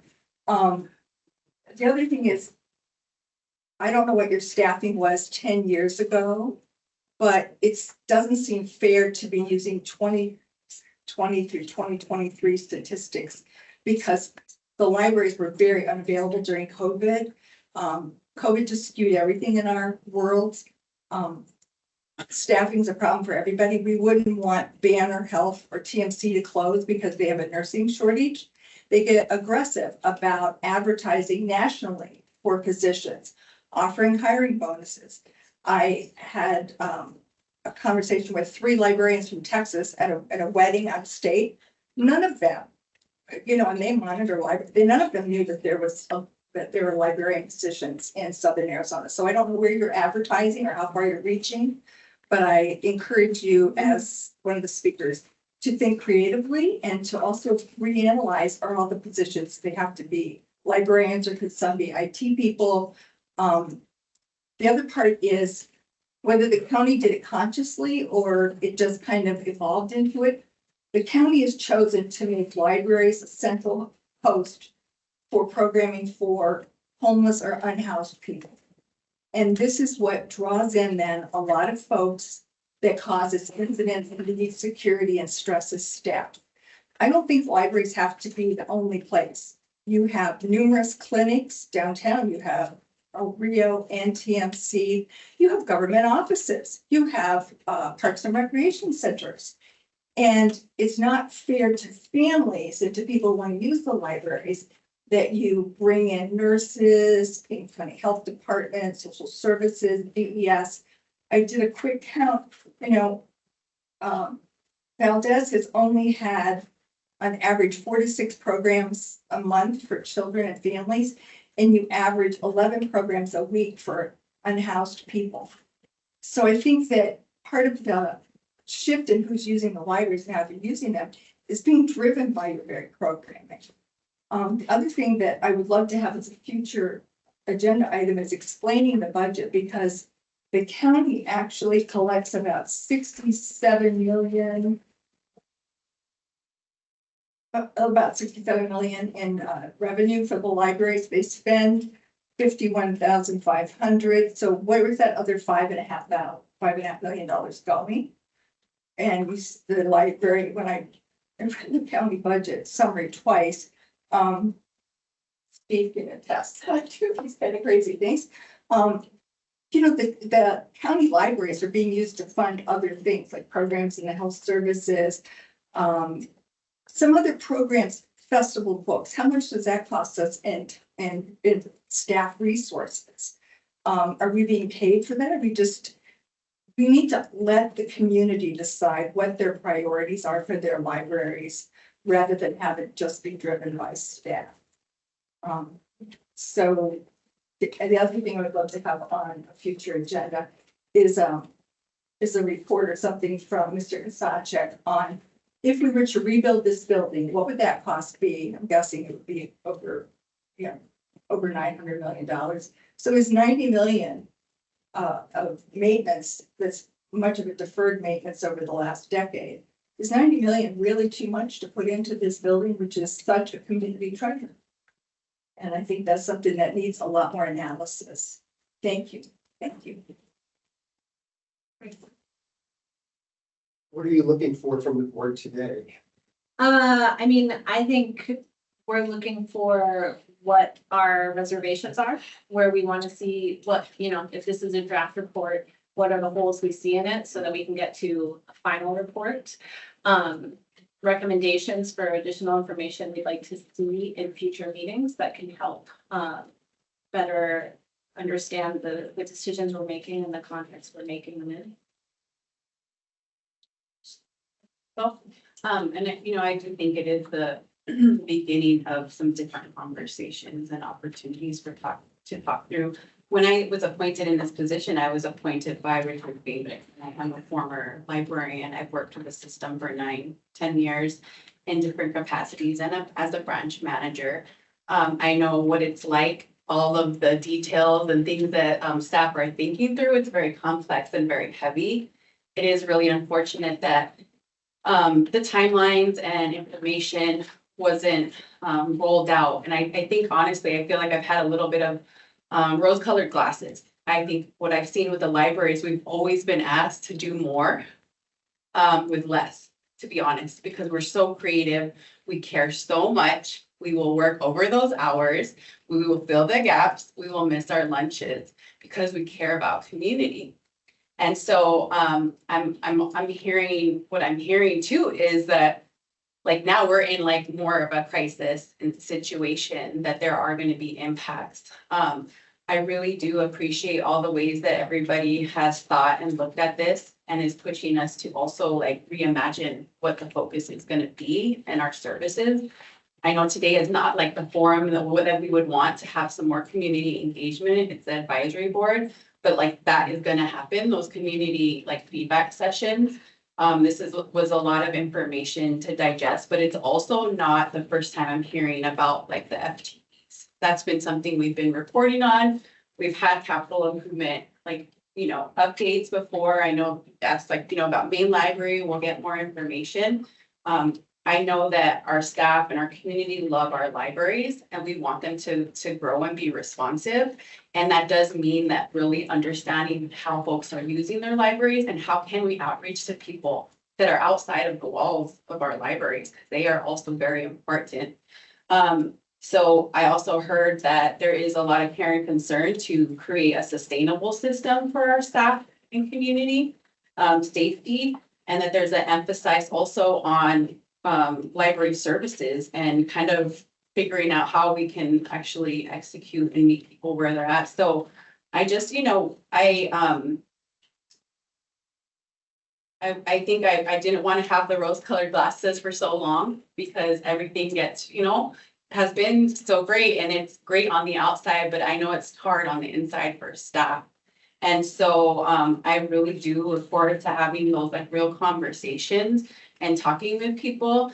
And us as, outgoing advisory board to advocate and know that this isn't like a pit against community, against our library staff. So please don't, we are here and we're going to support, and we're also going to hold our like county administration also like how to think about what those losses in positions like really mean or what we need to do for our buildings and our spaces. And I know that our representatives are going to do right and advocate for you all. So, and our community. And so we thank you for the community who came out because I know that there's a lot of love and care. And so I have a lot of optimism in how we move forward, even though there's some real tough decisions to make. Rebecca, and then I have just some questions that for clarifications.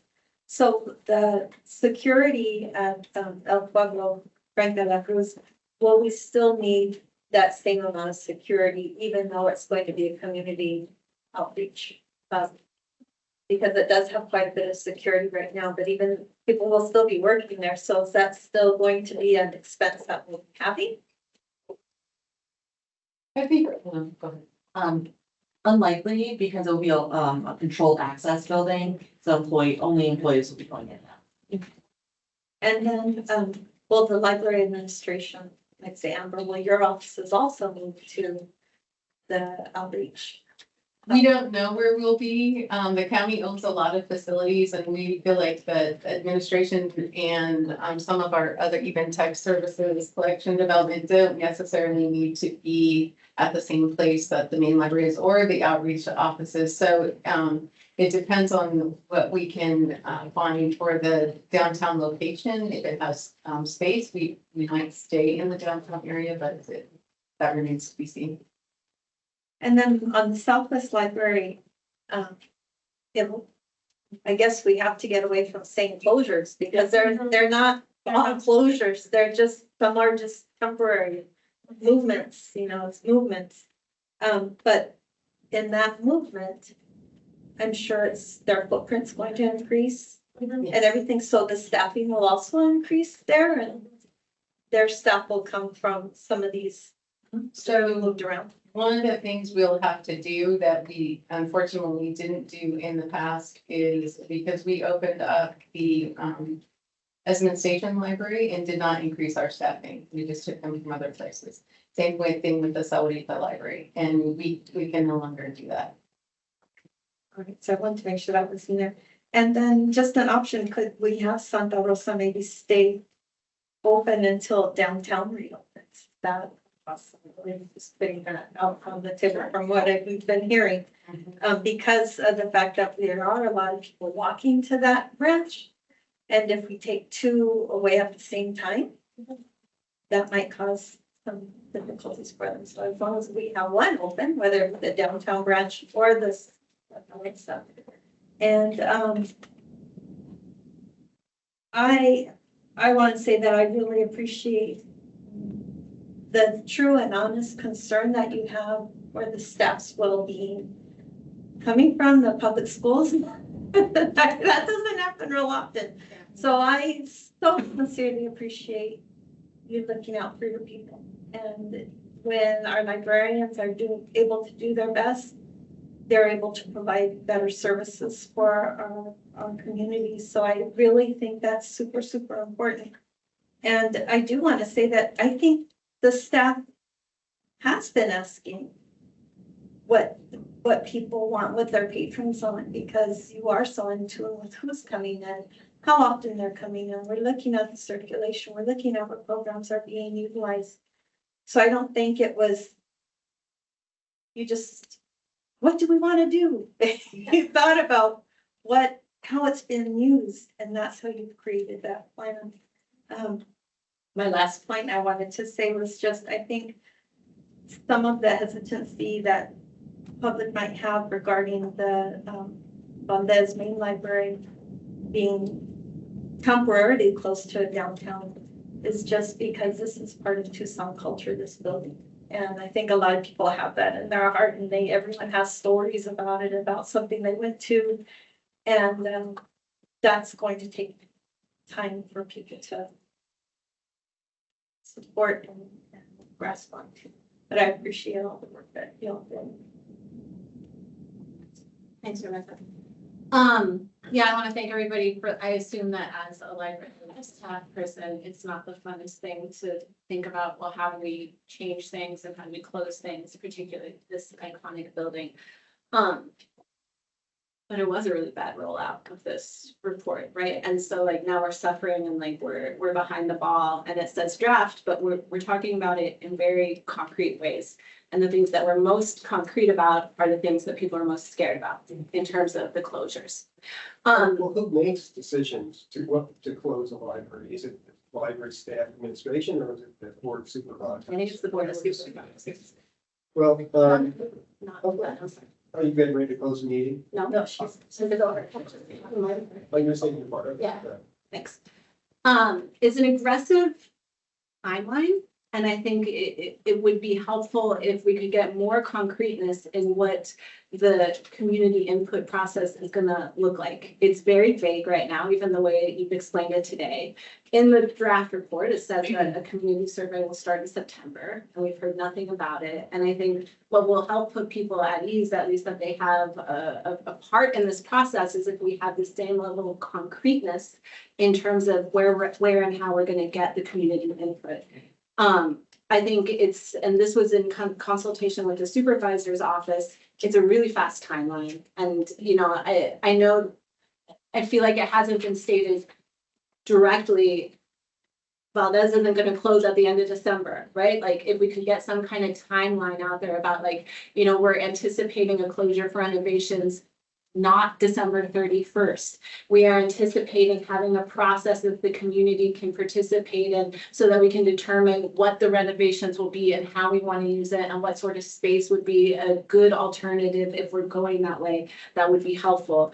The report bunches together the issue of the branches, which have from the issues at Maine, and they're very distinct issues. And so do we have to tackle it all at the same time?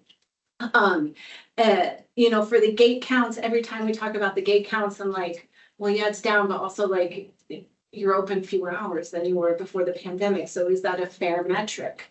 And then, you know, in terms of the comments that the community made, I don't think people are ready to lose space, right? I think you all have a more clear picture of what you're envisioning that is exciting, that we don't have those details about. And so for us, it feels like losing a place that we all have access to in return for pop-ups, you know? And so, and I think that's probably not what you want to communicate, but that's a little bit the information we have right now. And so that's the conclusion that can be drawn.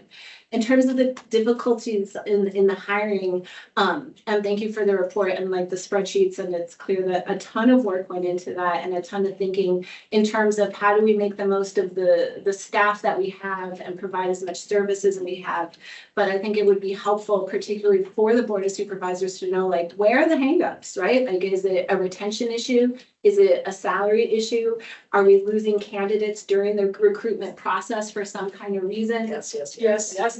Great. Well, like give them the details, right? Because like if part of the thing that's holding the library services back is a lack of staffing, and you're trying your best within the current system to make it better, what can the system do to change? And maybe this is a little bit naive as somebody who doesn't actually have to work for the county, right? To like come up with like and say these things.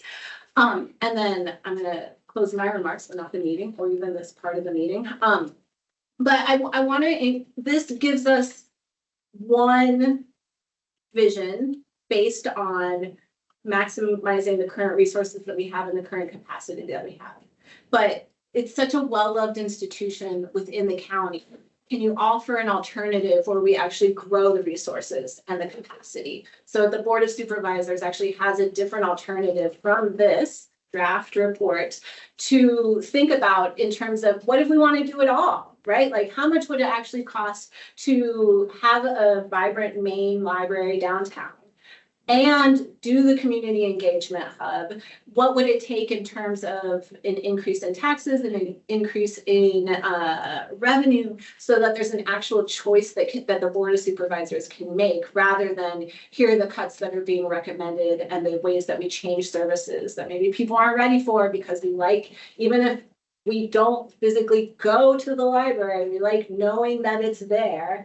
And so is there a different vision you can offer so that we can make a decision about how much it costs and lobby our supervisors, right? Like we want to pay an extra penny on something, right? Because it'll give us a much more vibrant library system to be able to use. I'm done. And excuse me, everybody. My name is Donis, and I'm so sorry to be intruding. I'm very deeply sorry, but I just need to get going. But I just won't be able to sleep quite peacefully at night if I don't say this remarks. What I've heard today in this meeting is quite shocking from the perspective of the public, and I'm speaking on behalf of them. From all the remarks, I understand it's not your guys' choice or your guys' decision or your guys' final choice. And I keep hearing the repeated word, it's a draft plan, it's a draft plan, it's a draft plan. But with the draft plan being set. So Denise, I'm gonna have to stop you because we aren't in the call to the public. And this is out of order and not in accordance with the open meetings law. Yes, I I'm so encourage you sorry. to send an email to library.board@pima.gov, and we thank you for your comments earlier today. I do quite understand that. I am so sorry. I won't take this as No, I'm much sorry, of I'm your time. gonna have to but- ask you to. But the question is that if we continue the plan how it is today, not only will these libraries be closed, but in the future, even if you say, well, after it's not true.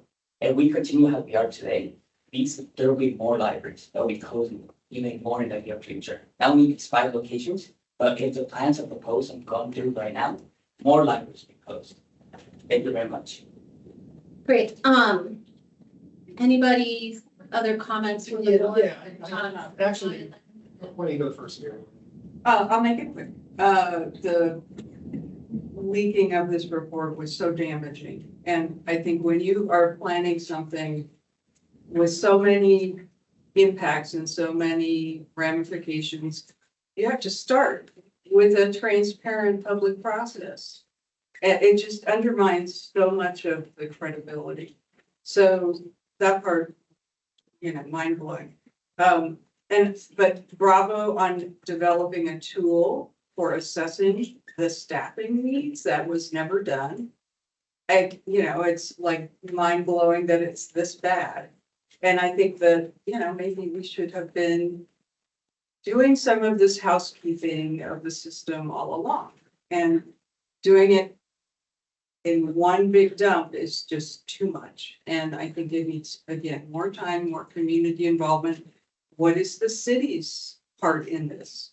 They're our landlord. So those are my thoughts. A lot more time, separate out the issues, the staffing issue. The entire report just says, we don't have enough resources. It's true. Yeah. Well, actually, just to build on what you say, yeah, I can't believe how poor the rollout of this was. Shocking, actually. But on the positive side, it got all these lovely people who turned out today saying nice things about the library, and I showed their support for the library. I'm very supportive of the library too, and of the library staff.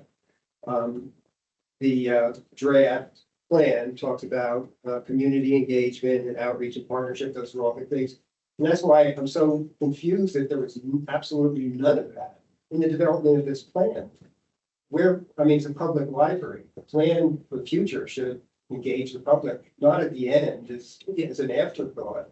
The public should have been involved in the kind of report we got today, I think, should have been presented at libraries throughout the county so the public could see what staff is thinking about and hopefully support staff's suggestions. So I don't think it's too late, I think, but what I think should happen now is a real public engagement process, have public meetings, focus groups, surveys, all sorts of things, whatever you can do to get the public's input, I guess, on this draft plan, or the consultant might have some better ideas. But as one library board member, I am not ready to make a recommendation to the District 1 supervisor that he support this in any way until there's been more public input. And that was the plan. I'm good. Yeah. I'm glad to hear it. It was supposed to come to this group first for you to give input. And then we would make changes that you suggested, and then it would go out to constituent groups, then it would go out to community forums, and that didn't happen. So we're engineering it at this point, so. Yeah. Could we get a commitment by you, Amber, that hard closure for Valdez of December 2024 be taken off the table? Dan Lesher already put that in the newspaper that wouldn't be happening this year. Oh, good. And because I think that, Mary Ann's point that this is housekeeping that should have been happening over the last few years. I assume library staff are being paid all through COVID. That would have been a great opportunity for some Zoom meetings to be discussing different variabilities. And hopefully in future meetings, we'll get some real hard data on how much the library budget, again, where's that extra $5.5 million? The taxpayer is already set through that secondary property tax. Libraries are important to us. We want libraries. And even if I don't check out a book, it doesn't mean that I didn't come in here and enjoy reading a periodic, reading the news, Wall Street Journal, or, you know, browsing titles on my lunch hour. You know, I may not show up in your statistics, but, you know, today the library, I walked all 4 floors and the library was really busy. In spite of not having any children's programming or anything. So I think there has to be a much slower, and I love the idea of breaking it up so it's not all one lump thing.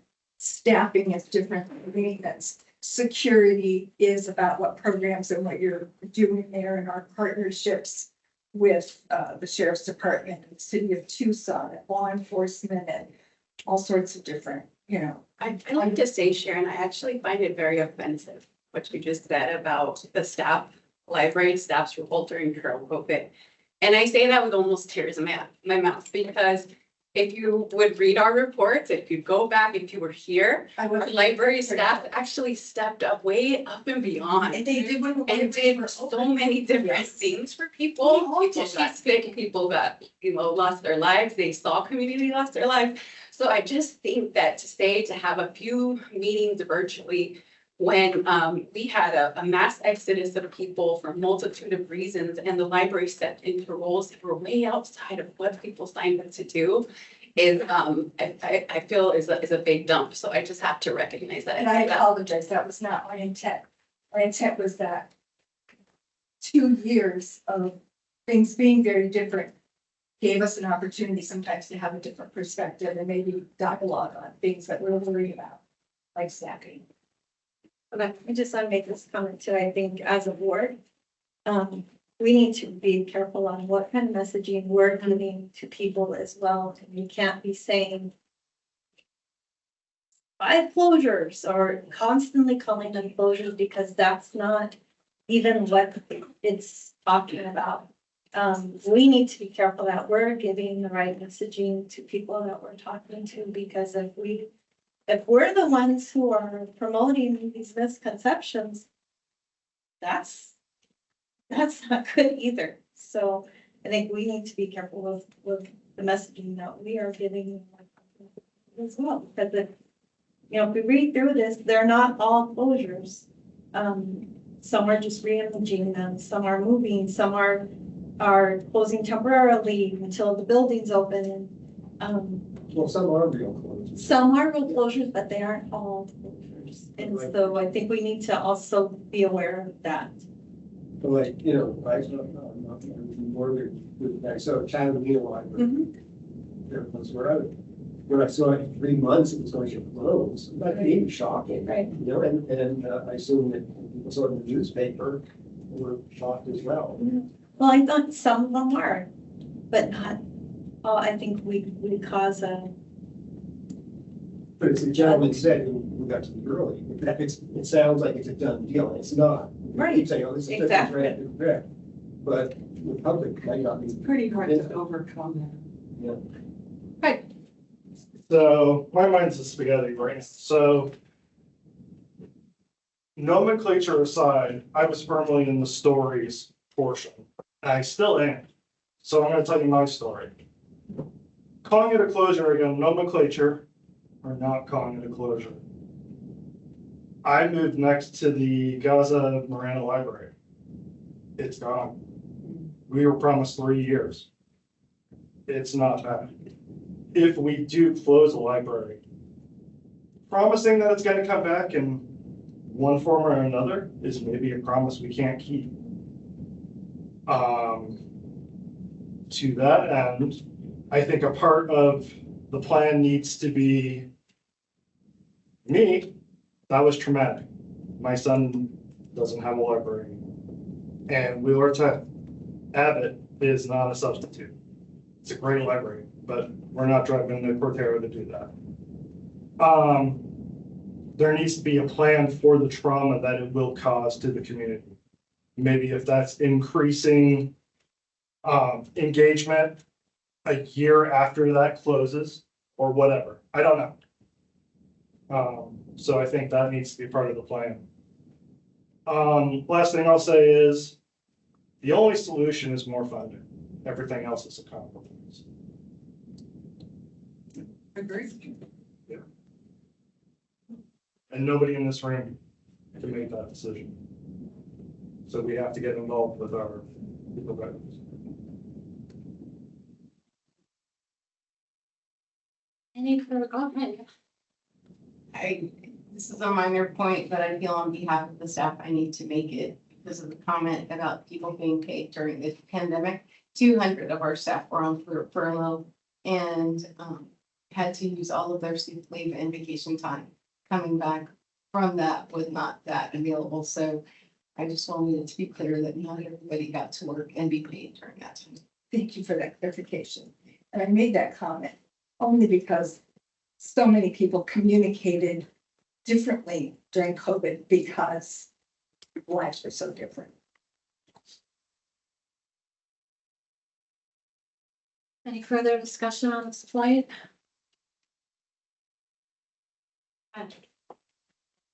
Y'all, it's 6:20 and we're only like a third through, but I would entertain a motion to move everything else that's on our agenda to October's meeting. I'll make that motion. Okay. All those in favor? Opposed?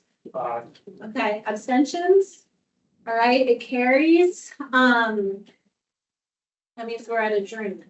Can I speak for how we get out of the building? Oh, yeah, let's have it. Thank you. So we've been behind the scenes, the library's completely closed down. So the only way out is through the public elevators being out of the guard. It's gonna be down on first floor and moving out of the public elevators to directly through the glass door exit. For some of you, I'm not sure who this is today, but and myself will be here between here, the public elevator, and the first floor. And for the getting out of the garage. So when you go out the glass door, when you get onto the elevator, they take you down. It's on the first floor. Yeah. Please talk to Bob and Okay, or before we adjourn, like I need a motion. I think that we adjourn. Okay, all those in favor? Okay, thank you for your discussion. Amber will be talking about us. It's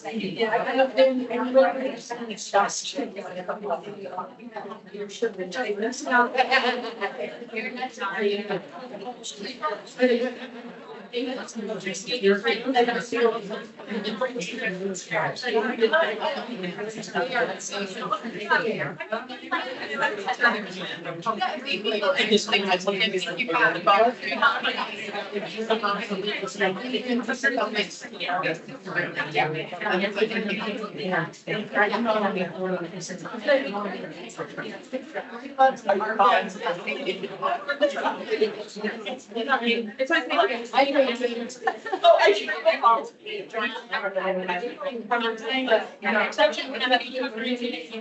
thought you were in a mail.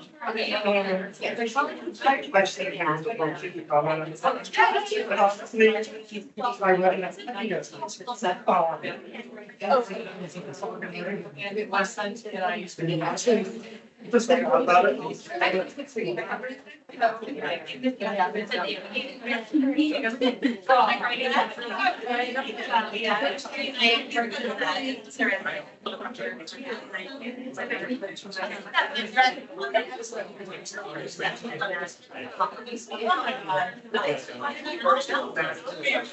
Oh, yeah.